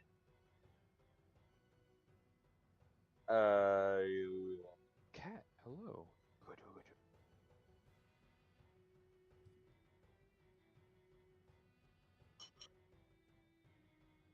I don't know. I don't know what to do. Monk Chad doesn't know.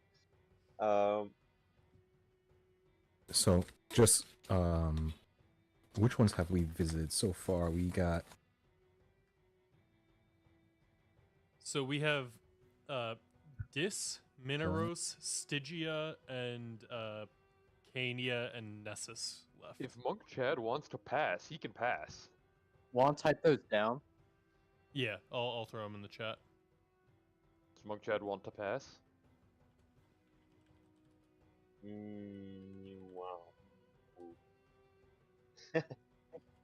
Monk chat, just look at all this dirt. There is a lot of dirt.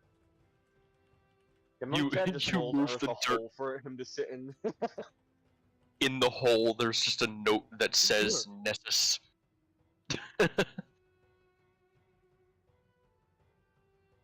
Yeah, that's it.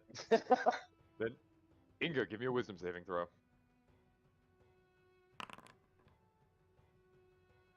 This one doesn't get a +3, does it? Are you within 50 feet of me? Yeah. You got a +3. And yes, it gets a +3. I think that Holy helps. shit! I think that passes, I mean. You take 7 psychic damage as the crushing nothingness of this place starts to dawn on you. I think that might be the best I've rolled in Ever? anything ever. You said 7 psychic? Yes. All right. Before I do a check, is it hot or cold here? Neither. Neutral. Okay. Nothing. Yeah. I'm gonna see if Inga knows less about actual research and a lot more about religion from his time studying the hells and devils. So, can I make a religion check to see if I know anything here? Yes. Nope. You do not. Well, I don't want Wrath to call me slothful again. Don't Then just pick guess. the fuck up. Yeah, I'm just gonna shout the 5 layers that remain. It's one of these 5. We haven't been here before, but I have no idea which one this is. Is that your turn? Yeah. Connor, wisdom saving throw. Definitely not. Well, I'll say it after I make the wisdom saving throw. Yes. You can be mad at me for not choosing. That's fine. I'm not fucking it up on a 1 out of 5 chance. That's That is 1 out of bad. 4 because Connor, Nessus was. You only take 6 psychic damage. Wait, did we do Nessus Am I already? still under We the didn't do effects of Nessus, but- confusion? So, sorry, I'll get. Connor, what are you Cleaning. doing? It is your turn. Am I still under the effects of confusion? No, that you are no longer under the effects of. Okay, that had to make sure that You are a little too far away from the thing that cast it. so there's nothing but nothingness.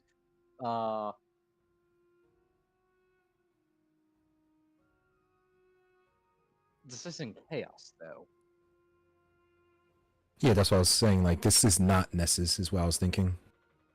So he's like 1 out of 4 now. Baldwin will look around, no check being made. He's just gonna look around and say, "There is nothing here. The hearts of evil, this would be. I think it's dis. Evil does not make, it only destroys and perverts that from good. The heart of evil is nothingness." So your answer is dis. No, I will look to Abaddon and say that. Because at the same time, this is like, the id is arguing against the self-actualization of Baldwin, and they are having a conflict of my personality is always right, but also I have no fucking clue what is going on. You could make a roll for it. You might know what's going on. Can I do a religion roll? Yes, you can give me a religion roll with advantage.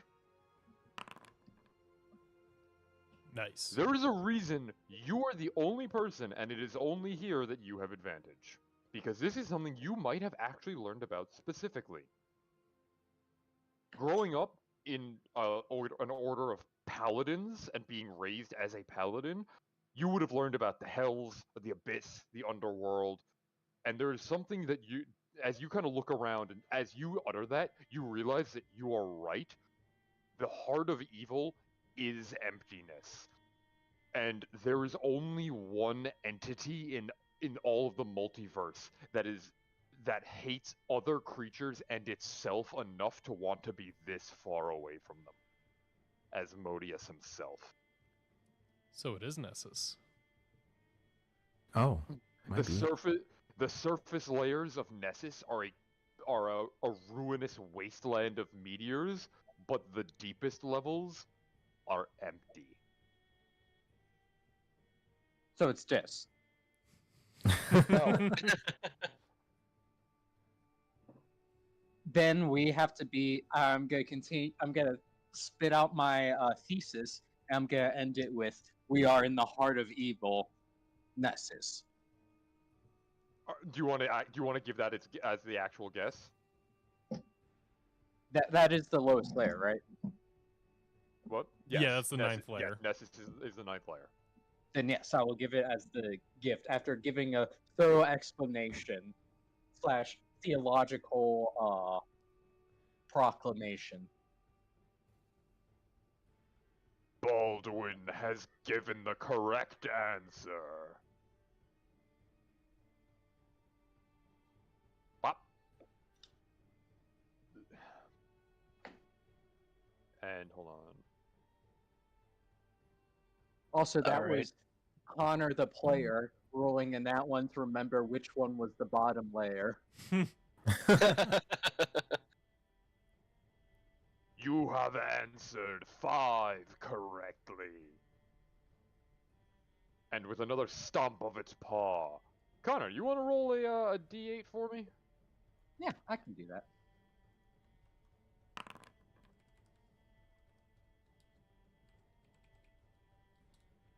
Ooh, okay. And I started from this side now, so 1 equivalent.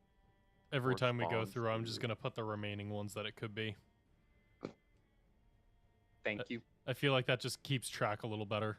Yes. Yeah.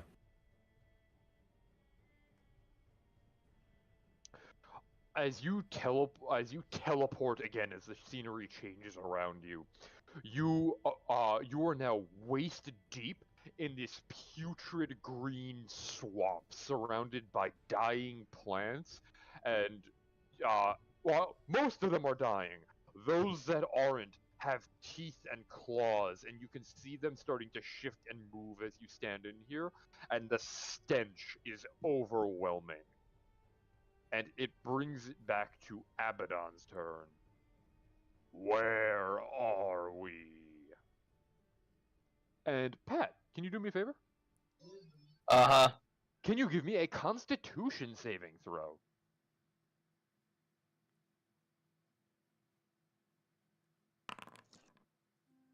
Hey, Well, hey, that's a +3. Oh, did you is add that? already added, yeah. Well, Pain. this is not the best damage roll I have made, but Abaddon takes 10 poison damage as everything in here begins to seep into you, and you are poisoned for 1 minute. Okay. Now it is your turn. And I'm just going to turn to Inga and just go, if that thing kisses you, I'll turn you into a prince. Oh shit, I it's don't in the know- Ravnica one where we have the scream. I was Yup, looking for it sorry. on the soundboard.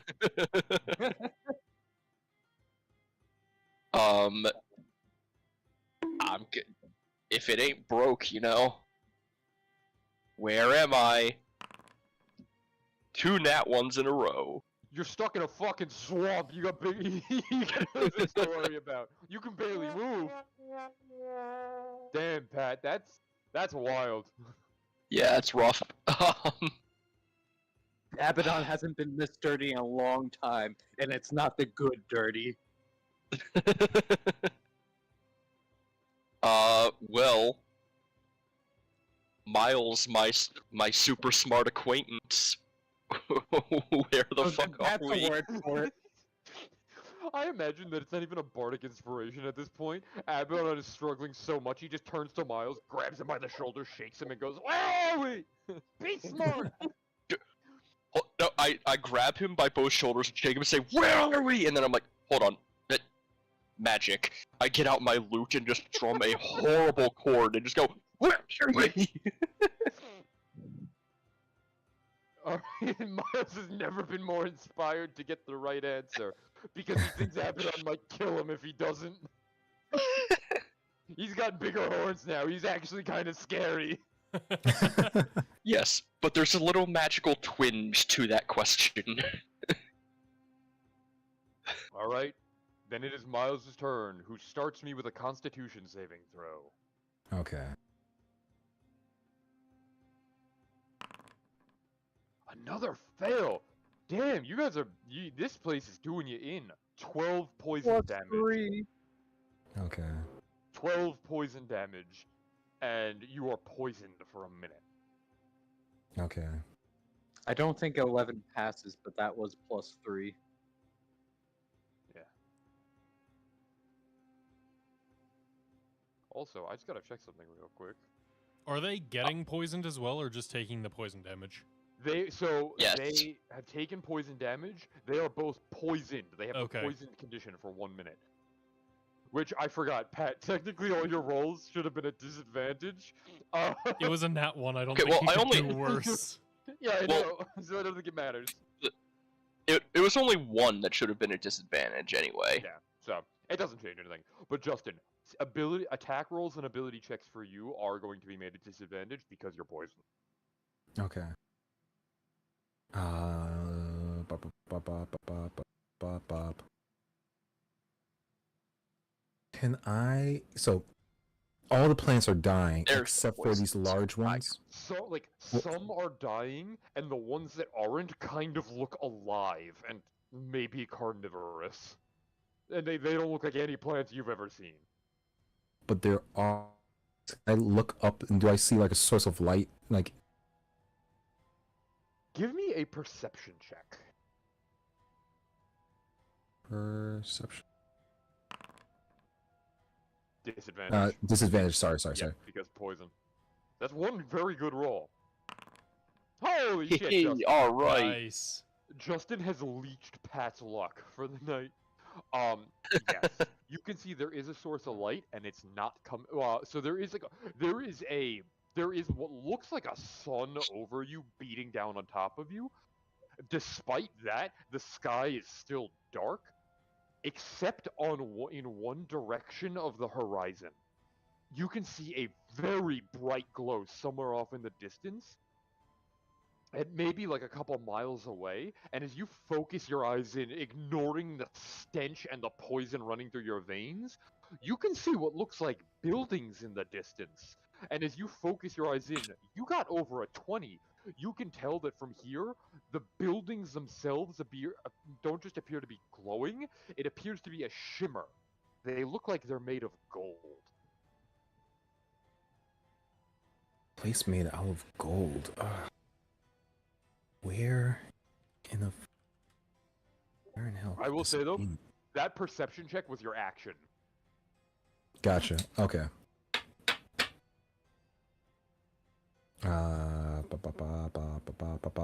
I relay like everything that I see to the rest of the party. That's just a couple for all of you sinners. Appreciate it. Then, are you going to use your bonus action to make a guess?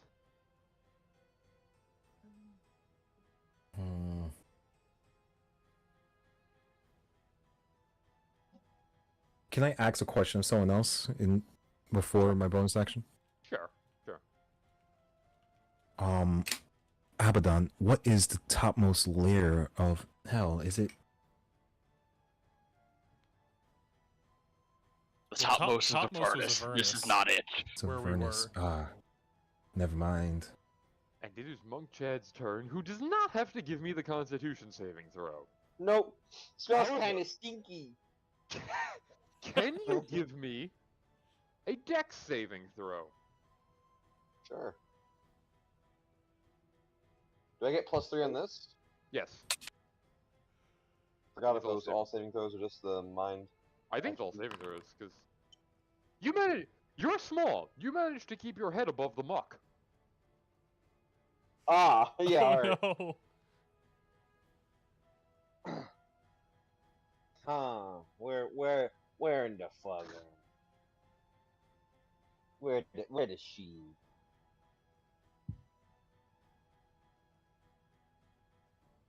I don't think it's Kenya.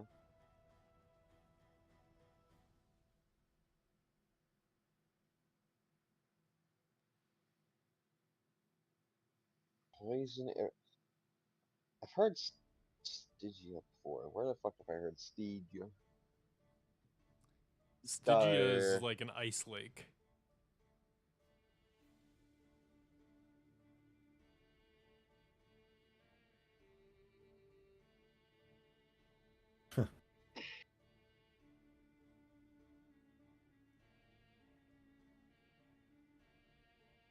So Brian, what'll it be?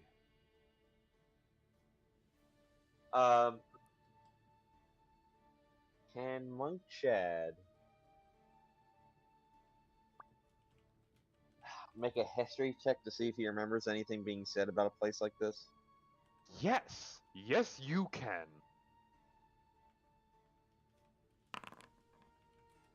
Damn it! Yeah, you don't remember. Wait, what the fuck did it roll? I have no idea. His has looked like that all night. 1 plus minus 1. What? That's weird. I know Well, the you minus have one a is very because I have high- a minus Yeah. in intelligence. Monk Chad, just look at all the stuff. I give him a flash of genius, just in case that helps. You Is it want to use your 15? flash of genius here to give him a 15? Yeah. Monk Chad may have heard of this. Uh-huh.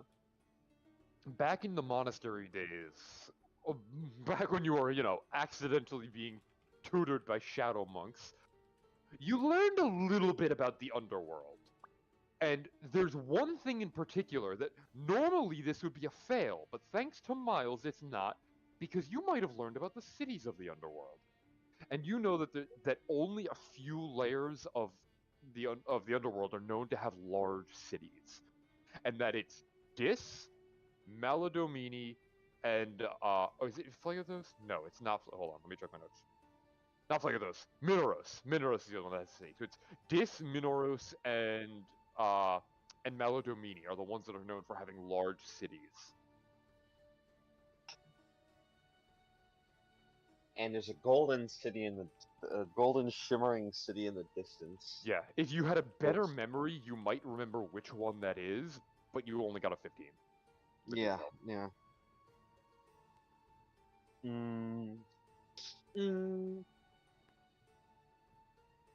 Was that a Dis or Minos?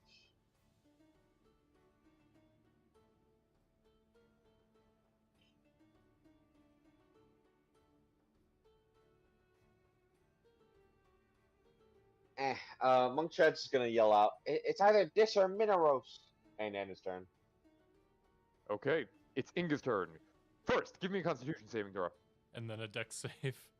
Yeah. Come on, computer, you can do it. I believe in you. Come on, there it goes. You pass. You only take 7 poison damage instead of the full. Okay, and Give me a then dex saving throw. a dex save. Yes. Lower DC, but it is a dex saving throw. Fuck. It is such a struggle to keep your head above that you are not suffocating, you're not drowning, but ability checks and attack rolls will be made at disadvantage for this round. All right, can I keep on with the religion checks? I understand it's at disadvantage, but to try and see if I recognize anything about a swamp. Sure.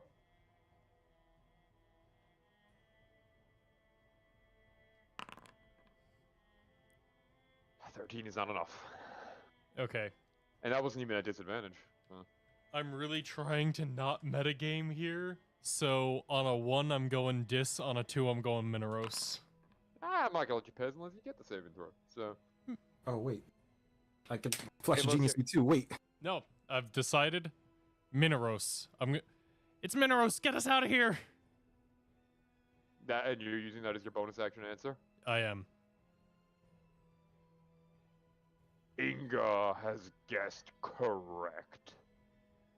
Oh shoot! Good job, Inga. Yeah. Always trust the D2.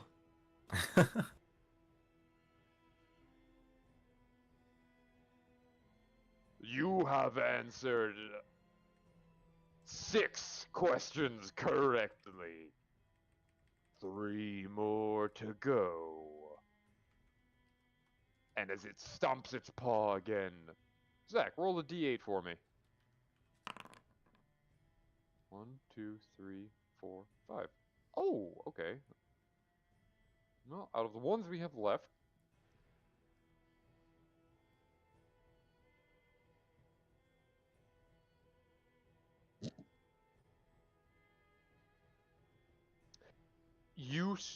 as you teleport, the heat here is intense, and you can see you are staring down the side of a cliff face. There looks like to be a mine shaft with steam or smoke pouring out of it, and there is a slew of what you recognize as chain devils standing around looking into the mine, and as you teleport in, they all turn their attention to face you. All right, boys, it's not one of the 2 frozen ones that are left. And I think Connor, it's it is your turn.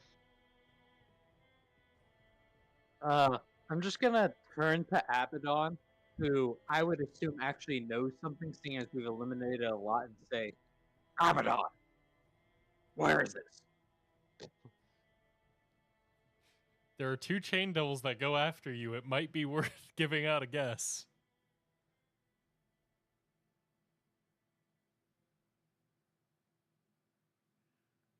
or just attacking as you turn. Got a point. He's got a point. Yeah, Fuck honestly, them. a crit from you will kill one of these outright. Bold assumption. Alright, Connor, make your attack roll.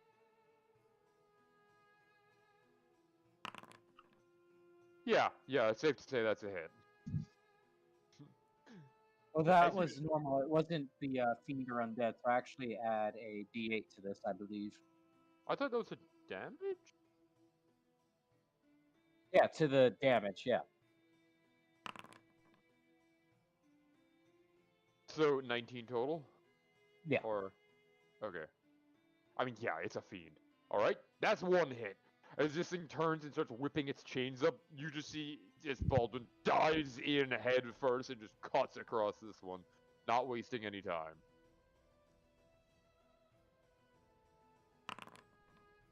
There All it right. is! He got the... Jesus Christ. Alright, let's see. Smite this bitch. Put your money where your mouth... Holy shit! Oh. Alright, this bitch said I can't kill him in one hit. So therefore, I'm gonna level 3 smite him, right? You're gonna level 3 smite. We got So that's agreement. what, 8d8? He's feeling is the level? especially wrathful. There's Are no you level 3. 5d8, so that would be 10d8. Are you sure? Oh, We he probably are not going to rest before the next combat, so just keep that in mind. I will do a level 1 smite. Fuck this dude. So this is on a You can do fiend. whichever one you want. So, So it's gonna be this, a level 1. There's Okay. 3d8. It's a crit, so it goes up to 6d8. Just roll 68. 25 damage? And then, as a bonus action, I want to, like, I just appeared behind this guy. I walked up and fucked him up. I just want to grab him by the shoulder and pull him over, and as my bonus action, say in common, where the fuck are we?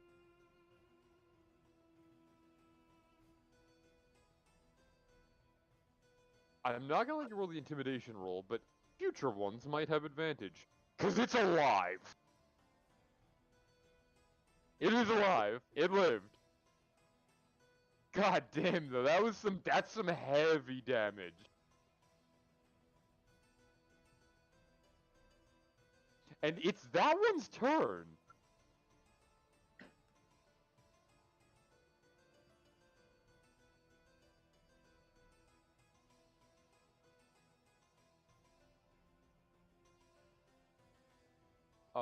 Let's see. That thing is just going to fucking try to wail on you a little bit. And...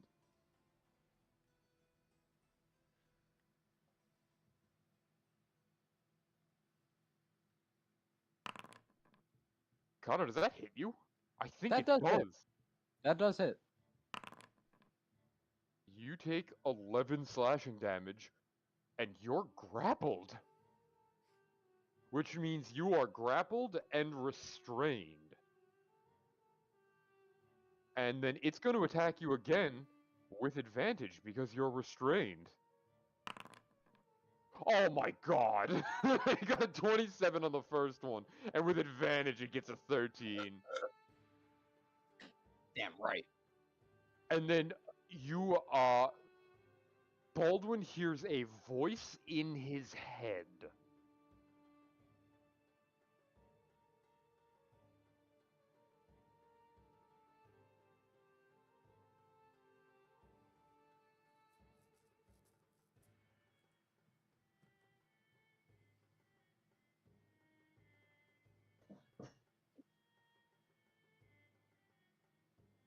Does that ring anything? We might see on your turn. For now, this guy goes. And he sees his friend's got somebody restrained. So he's gonna just try and wail on you while he can. Does that hit you? No. What's your AC? 24. Holy shit. Okay. High level paladin.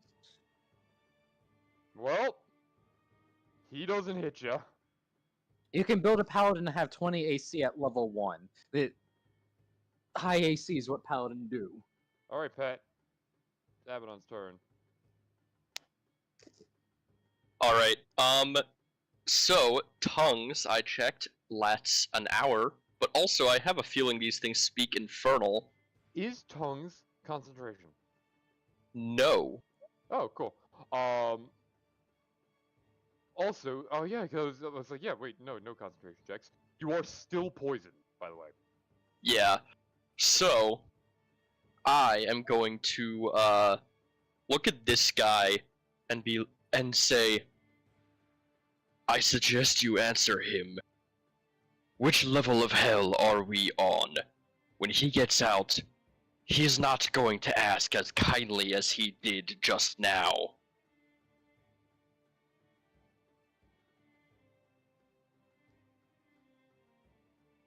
Give me an intimidation roll. So, is this disadvantaged or normal? It's normal.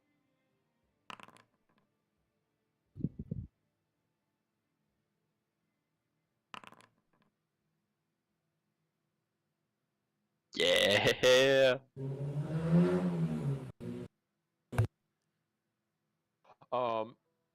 And which one are you intimidating?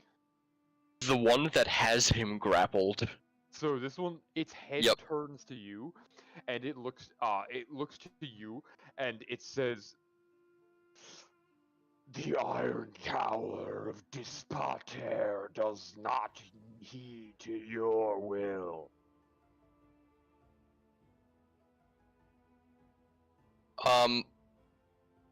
I noticed that you said dispater. Does that mean dist?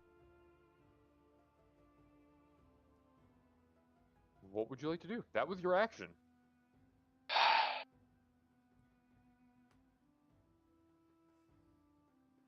I will ask somebody that isn't Zach, do we accept that as a confident answer of dist? Yes. Paul's wrapped up, just like, just do it! As Baldwin's like, let me kill him. We can wait. This final answer. Abaddon has guessed correct.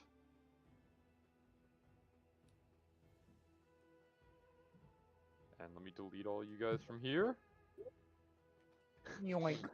As Baldwin is kind of just, he relaxes a little bit and kind of has that like, oh, that's much better. No. Wrath Baldwin, we is haven't- sad that his prey has been taken from him. Yeah, but you're not restraining. Baldwin, this strategy seems to be working well. You should try to scare the shit out of some more guys. You have answered correctly 7 times. 2 more remain. Pat, roll that D8. Oh. No. Also, at the end of your turn, you can repeat the Constitution saving throw to see if you're not poisoned anymore. I would like to do that. +3.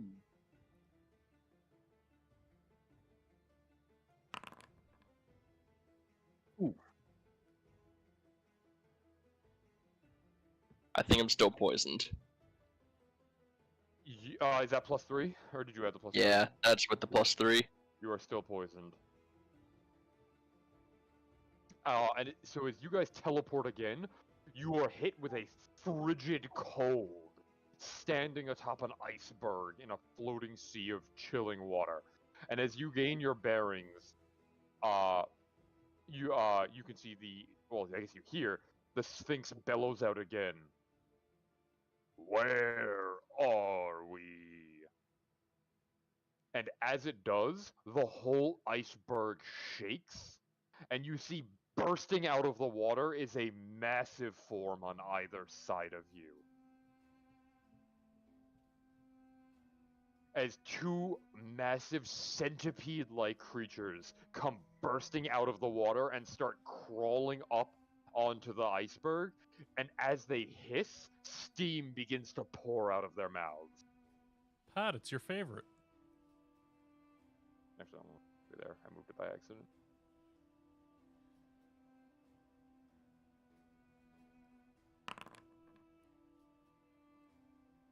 And it is Miles's turn. So, Justin, that is you. Yes, yes. That's a big centipede. 50-50 shot. So it's either Stygia or Cania. And he said we have three times that we could get it wrong, I believe is what he said at the beginning. Mm-hmm.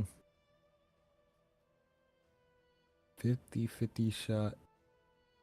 Or I could just I will choose not to take the chance and think back to my days back in the academy. Can I make an Arcana roll? Sure.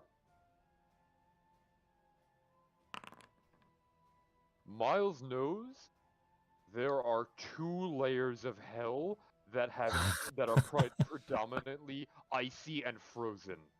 Stygia and Cania. I choose a guess, sir, Cania.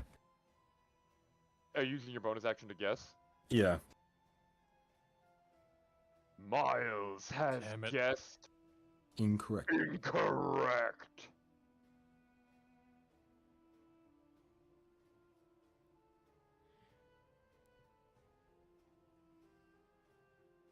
Is that his turn? Is Yeah, there a that's my turn, punishment sorry. For that? Oh, he's preparing something. Oh, Oh no. God. I'm sorry, guys. Oh, he left. I hope. As he's just screaming into the void that now he has to do Hello? something. Hello? Vinny, Hello. you there?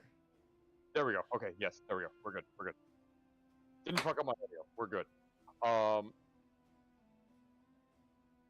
So, as it says incorrect, the Sphinx lets out a roar that ripples through the the entire area, shaking the ground underneath you. Everybody, give me a Wisdom saving throw. I'm sorry, three. guys. Guys, well, +3, normal. Fuck. So we're all making this wisdom save? Yes, everybody.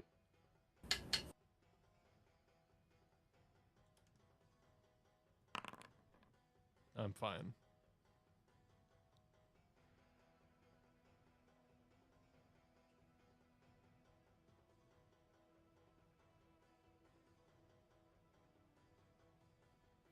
All right. Anybody who got under an 18, so that is Miles, Monk Chad, and I think Pat's still gone. Hold on. Sorry, just Oh, got he's back. back. What am I Give me doing? a wisdom saving throw. Ah. You pass. Ah, you're fine. So Oh, I'm supposed to be disadvantaged Monk for that Chad. though. No, you're not. No, you're not. No, you're not. Poison is not. Oh, saving okay. throws, only attack rolls and ability checks. Cool. Miles and Monk Chad are frightened for the duration. I'm sorry, guys. And it is Monk Chad's turn. What was the one that you said, Miles? He said Cania. Bonus action. Stygia! Stygia!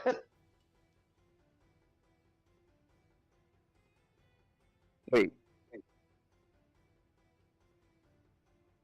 I'm confused. Miles guessed Miles Cania. It guessed was incorrectly. wrong. Oh, I didn't know we were able to do that. Get it wrong, I mean. They He said did we got say at the 3 times beginning go that wrong. we would be able to live 3 times, but we all had to make a Okay. wisdom save and be frightened on failure when it was an incorrect guess. Also, Vinny, are you still there? Chad has guessed correct. But you must deal with the consequences of your failure. Fuck. Oh no, we gotta kill these things now. Well, it was only a bonus action, so you can still fight. Yeah, unfortunately, my enchanted weapon is ice-based.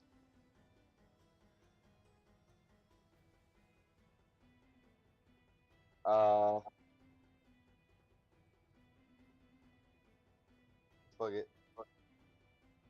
Hold on. I still get +1 using the spear, so I'll move forwards and attack this one with me speed. Okay, make an attack roll. The 17 hit. It does hit.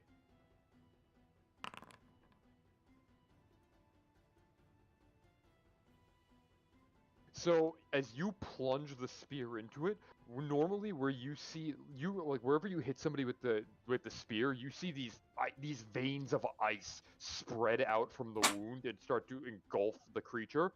That does not happen this time. Mm-hmm. Instead, how much damage did you deal? 14. It was 12 piercing damage. Instead, when you stab into it, a burst of steam comes pouring out of the wound, blasting into you. Monk Chad takes 11 fire damage. Fuck.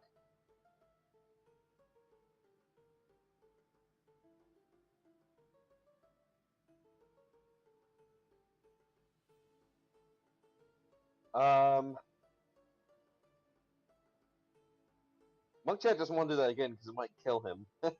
Actually, no, it can't, but it'll. Monk Chad is very low in health. Monk Chad is going to turn around, and I know this will be at disadvantage, but he's going to pull out a regular javelin and throw that at the other one.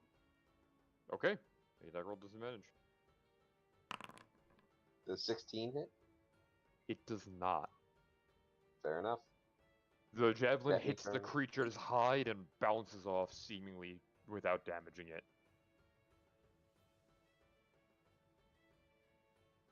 This one moves forward, and it dives at seemingly the easiest prey, the smallest member of your party, with a bite. It's me with my newly found 11 armor class. You have 11 AC. I guess that hits you. Yeah.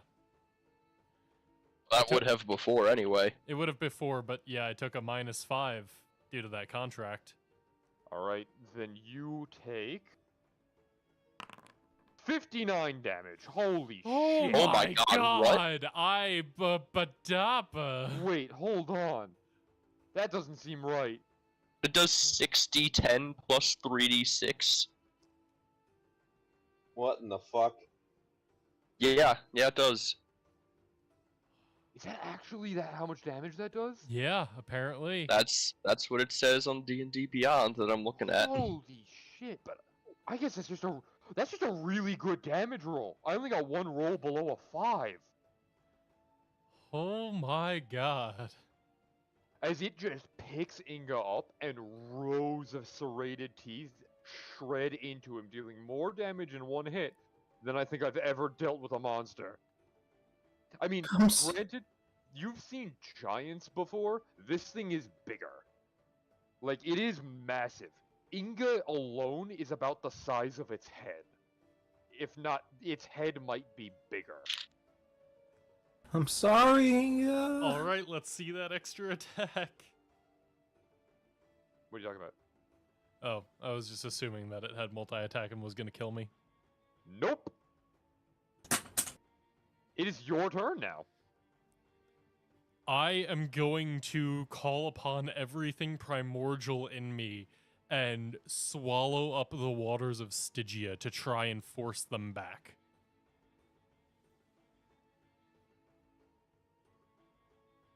So you're gonna cast Tidal Wave? Tidal Wave. Okay, so That should just get remember, both of them. you're grappled by this thing.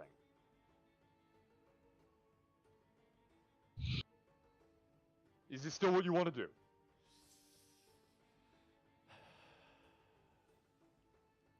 If I can knock these things down, it will give the rest of the party a chance. Okay. So I So will they make both need dex to give a saving throws. DC 18 dex save.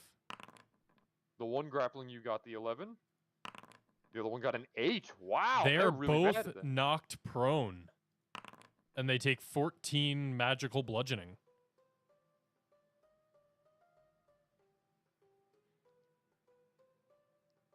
I know it isn't really how the spell works, but I would hopefully like to just push them back a little bit. So how far? You treated. They are just knocked. Oh, they are just knocked prone. I thought It- Tidal Wave pushed them. So Yeah, so you I summon wanted it this- to push them, but it does just knock them prone. Yeah. So you do summon this swell of water up from the depths of Stygia, and this icy cold water just smashes into both of them, knocking them both on their backs, and all their little legs are twitching in the air, trying to right themselves. And I cannot Healing Word because that would be 2-leveled spells. So bonus action, I'm just gonna go, Stygia, we're on Stygia! I knocked him down, is that enough?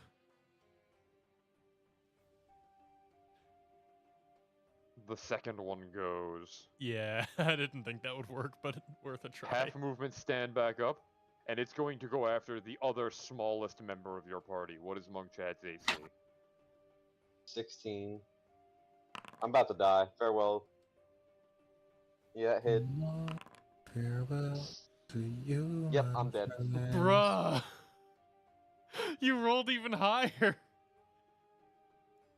61. What's Monk Chad's max health? 80. I'm fine. You're fine. Okay. As it grabs him in his jaws and begins to pound him into meat paste. Meat Mhm. paste. You gotta love meat paste. All right, Connor, it's your turn. All right, one is prone. Fuck the one that's prone. They're both prone. No, the other no, got up. the other one got up. Oh, right, it got up. Sorry. Actually, this might count towards the one spell a turn. No, it's not a spell. Okay, good. That's what I thought. That's why you can, like, smite, stack the spell smite and divine smite. That is the first time I've used that spell ever. I didn't even know you had that. Wait, do you have a level in Ranger? Nope. No, got I Paladin. get They it from hunter my one. oath. Huh. Yeah. Yeah, the coolest flavor-wise spell I get from my oath, I've just never used it because I'd rather use it for smites. And But we also, need to kill these great. things as fucking fast as possible, so... And So I are rolled you a attacking damage. the one right next to you? Yes, the one I get advantage on. Yes. You do. Yeah, that hits. Damage, add 1d6. Oh, that was pitiful. As you strike it with your sword, a burst of superheated steam comes blasting out and nails you in the face. You take 11 fire damage. That was more damage than I did to it. Yeah, you got a 2 and a 2 1s. That's not good.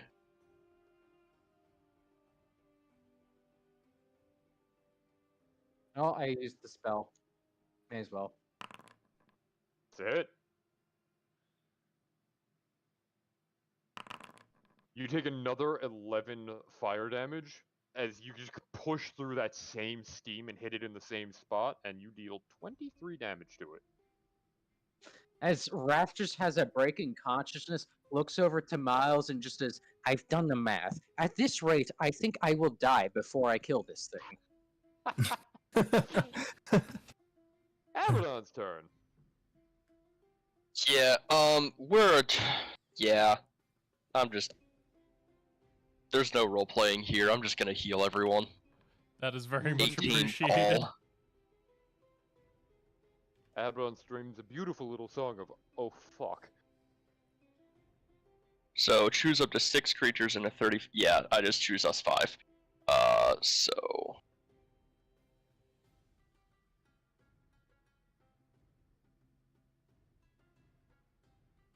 Alright, so Already that's gained 1 that. health? Yep, and then Nice. bonus action.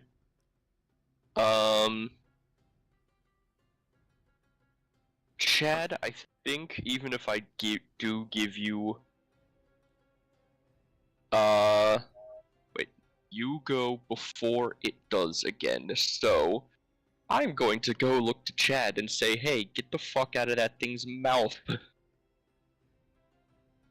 Based. Alright, So I that assume one that's your turn. Monk Chad. Yeah. Justin, it is your turn. What does Miles do? Miles looks around and he's just really still panicked, and he's like, I gotta do something. And he's like, looks at this one and cast Firebolt Disadvantage to attack it. to attack this one that's over here. Yeah, because there's an enemy within 5 feet of you. Oh, so is any enemies in 5 feet? Oh, okay. There's a 50-foot long flailing ice centipede right next to you. It gets in your way while you're aiming a wee bit. Yeah. See, I thought it was. If any like- enemy. Yep. If Yeah. any enemies within 5 feet of you, it throws off your aim and you have I'm gonna take disadvantage. it back in a second. Just give me my turn. I just go. Okay, I'm still gonna do it.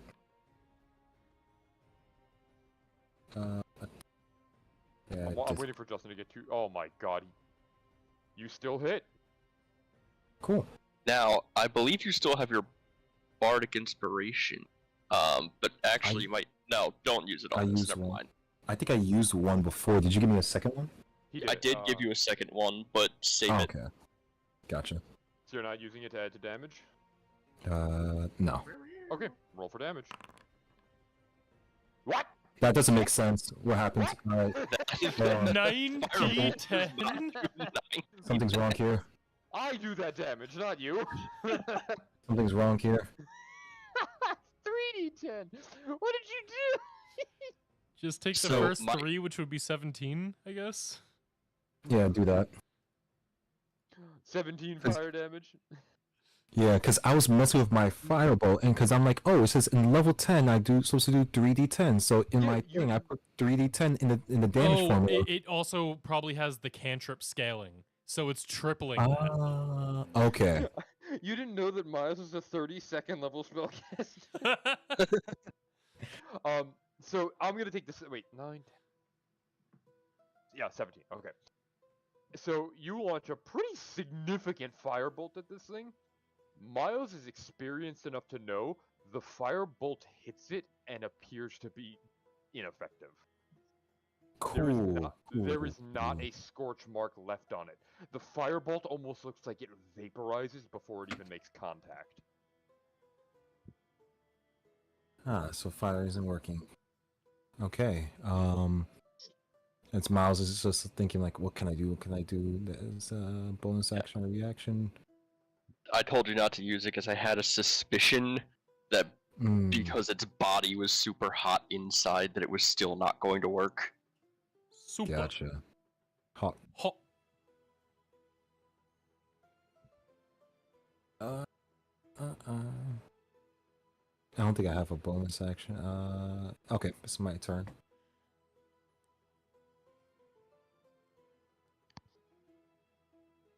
The price paid has been sufficient. Nah, we can And kill you- these things. Teleport back to the arches.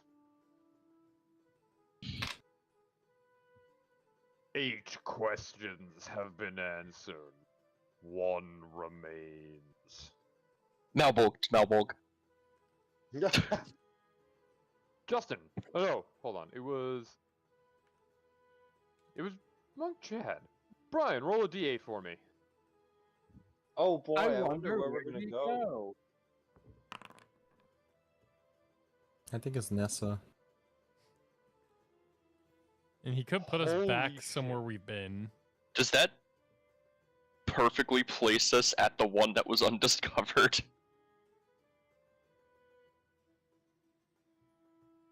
Whoa.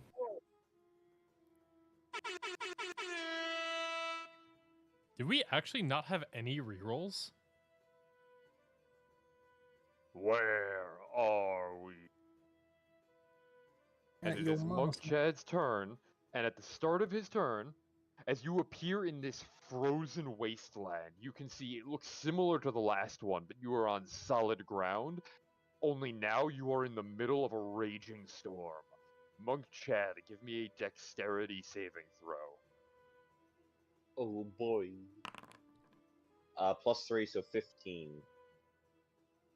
And you take no damage on a save, don't you? Yep. Wait, 3? Wow, yeah, shit, you're really good at those, ain't you? Mm-hmm. I rolled like piss, but Then you actually take no damage from that. Give me a Constitution saving throw now. oh fuck. A 10. So, in the storm, you manage to dodge the watermelon-sized pieces of hail that are falling from the sky. However, the bitter cold is even worse than where you were before. Monk Chad takes 14 cold damage. That almost killed me. I'm still alive, mister. You Cania. teleport in. We're in Monk Chad goes, Mister, I know where I we think are. we're in Cania. Is that your final answer? Yeah.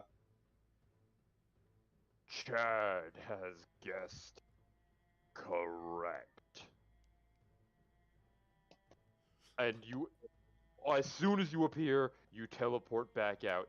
And goddamn, I literally had it written that on the last one, it was going to throw you back to one you've already been to. That way it would continue fucking you up. And you actually got the 7, which is the one you didn't go to yet. Nice. All right, now we start the strength portion where we fight the Sphinx. Yup. Hold on, I'm gonna delete these remorays from the initiative.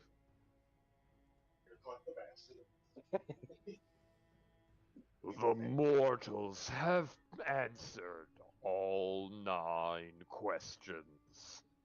You have proven your knowledge of the underworld is sufficient.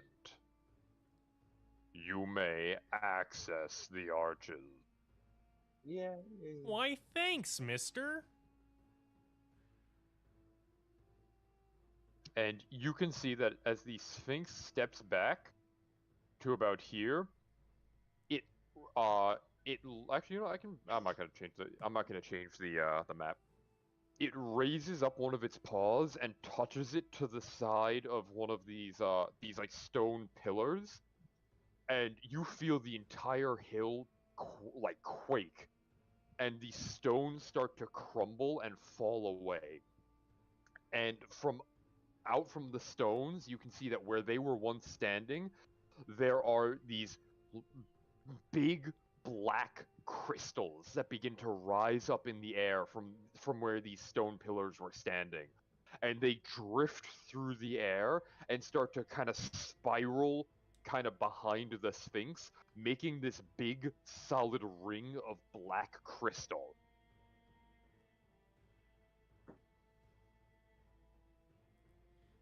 All right. The arch is activated.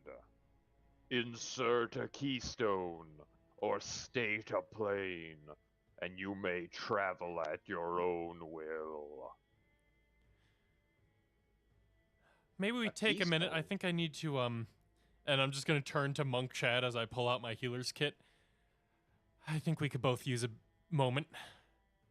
Please.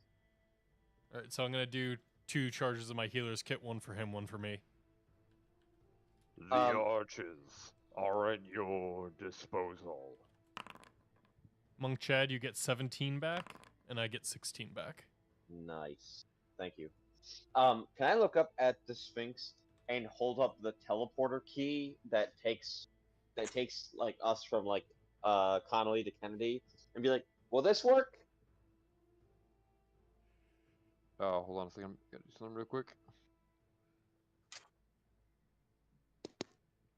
Where? There he is.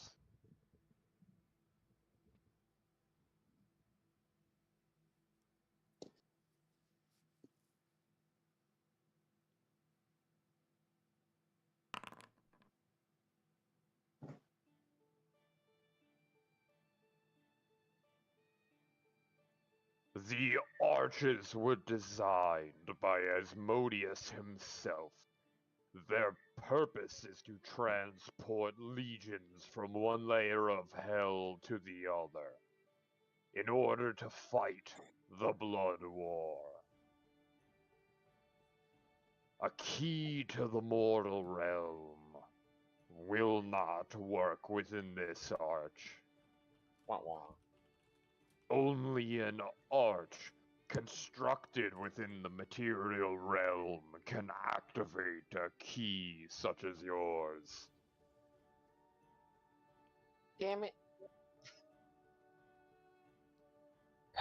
It was worth We're not going home yet, boys. Tem, we're heading to Maladomini, correct? It would seem you passed his test, did you not? But of course. Then for you, Gnome, This is yours.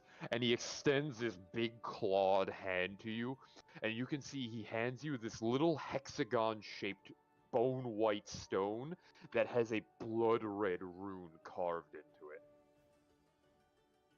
Is this a keystone? the keystone to Maladomini. I attuned it in my previous meeting with your patron. Thank you, Tem. And now I'll hold it up to Uloch.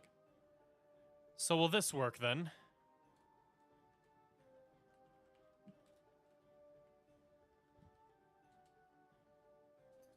You have a proper keystone to the lair of Maladomini. You may proceed. All right, friends. Anything before we... Actually, Uloch, if we head back there, will we be back in the same place where we saw those Amnesu? Or will we be put into a different part of Maladomini? The keystone will bring you wherever it is attuned. Without it, you will be brought to the arches within Maladomini.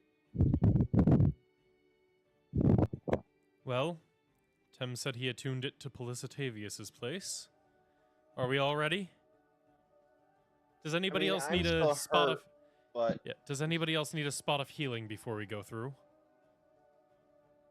I was gonna say, do we not want to try waiting for the 30 minutes, or are we just going in, guns blazing? Honestly, a short rest might be good after everybody took Yeah. some damage. you got plenty of time, especially if this is going straight to Pelicitavius. May we rest for a moment before we head through? Who are you asking? Uloch. You are free to do as you wish. You have been granted access to the arches. They are yours for now.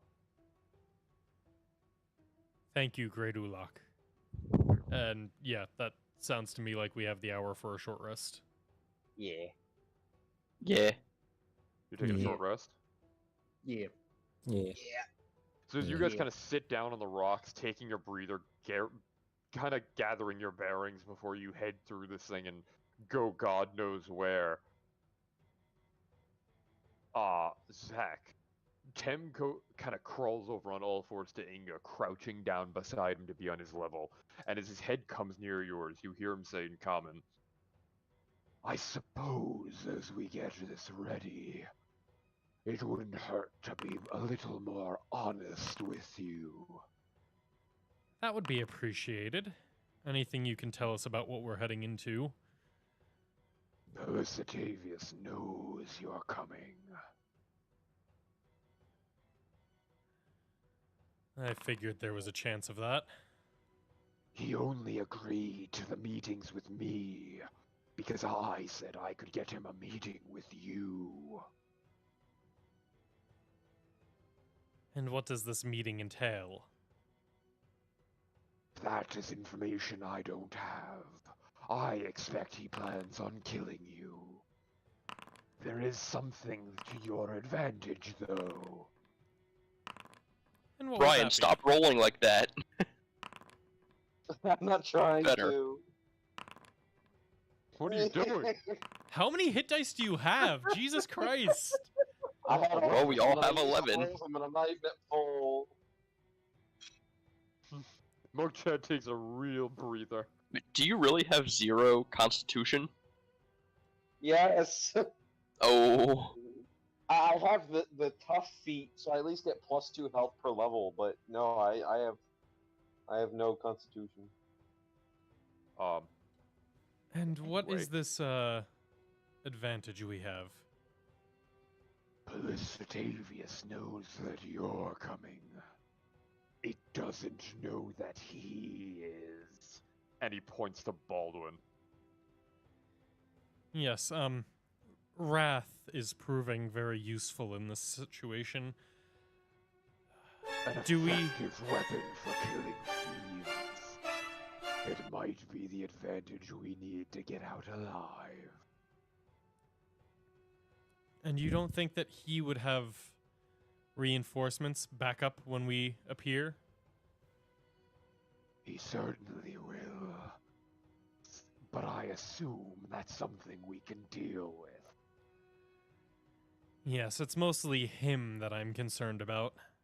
As it should be. Kill the head and the rest will fall. Loyalty is not exactly a specialty down here. All right. You're... But there's one more thing you should know, Gnome. And that I- is? I've done my part for you. I've gotten you this far. I'll fight with you. I won't die for you. I wouldn't expect you to. Honestly, even the fighting is more than I planned. I thought you were just going to be a guide to his domain. So I appreciate it. Good. Don't lose or I'll have to kill you myself. At this point, I don't plan to lose. I think we can handle this. Good. Other than our paladin, are there any weaknesses of his that you might be able to tell me about? Maybe what the area we'll be heading into looks like? You'll be heading directly into his palace. It's established as a sort of infirmary for the hells, where the injured from the war are sent.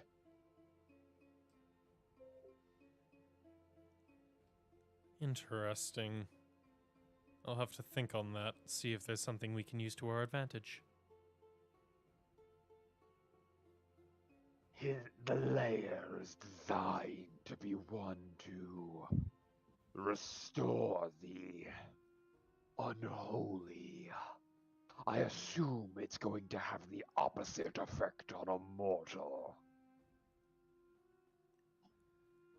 Yes, but I am nothing if not a healer.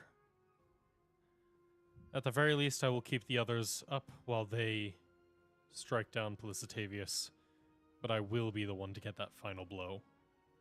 And as he points a claw at you and it says, You're the healer. You may be the only one that can. Would mortal healing provide the opposite to a devil such as him? Normally it wouldn't, but his curse is unique.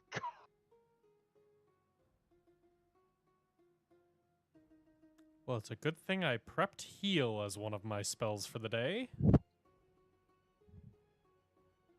Well, time to upcast Healing Word at level 6.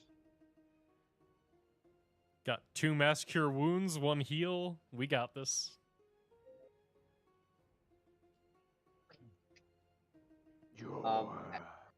oh, yeah, what? No, go ahead. I thought you were finished with. Your mortal magic may stifle his curse. Killing him will be a different matter, though. But that's what the paladin's for.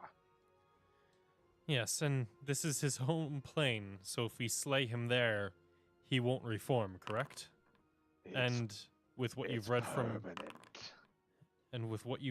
the contract, if I'm the one who kills him, I get his soul. That would be correct. I don't know what we'll use that for yet, but I'm sure it will prove useful in the future. A fiendish soul is not like a mortal soul, not a mere currency. It's power incarnate. What you do with it is yours.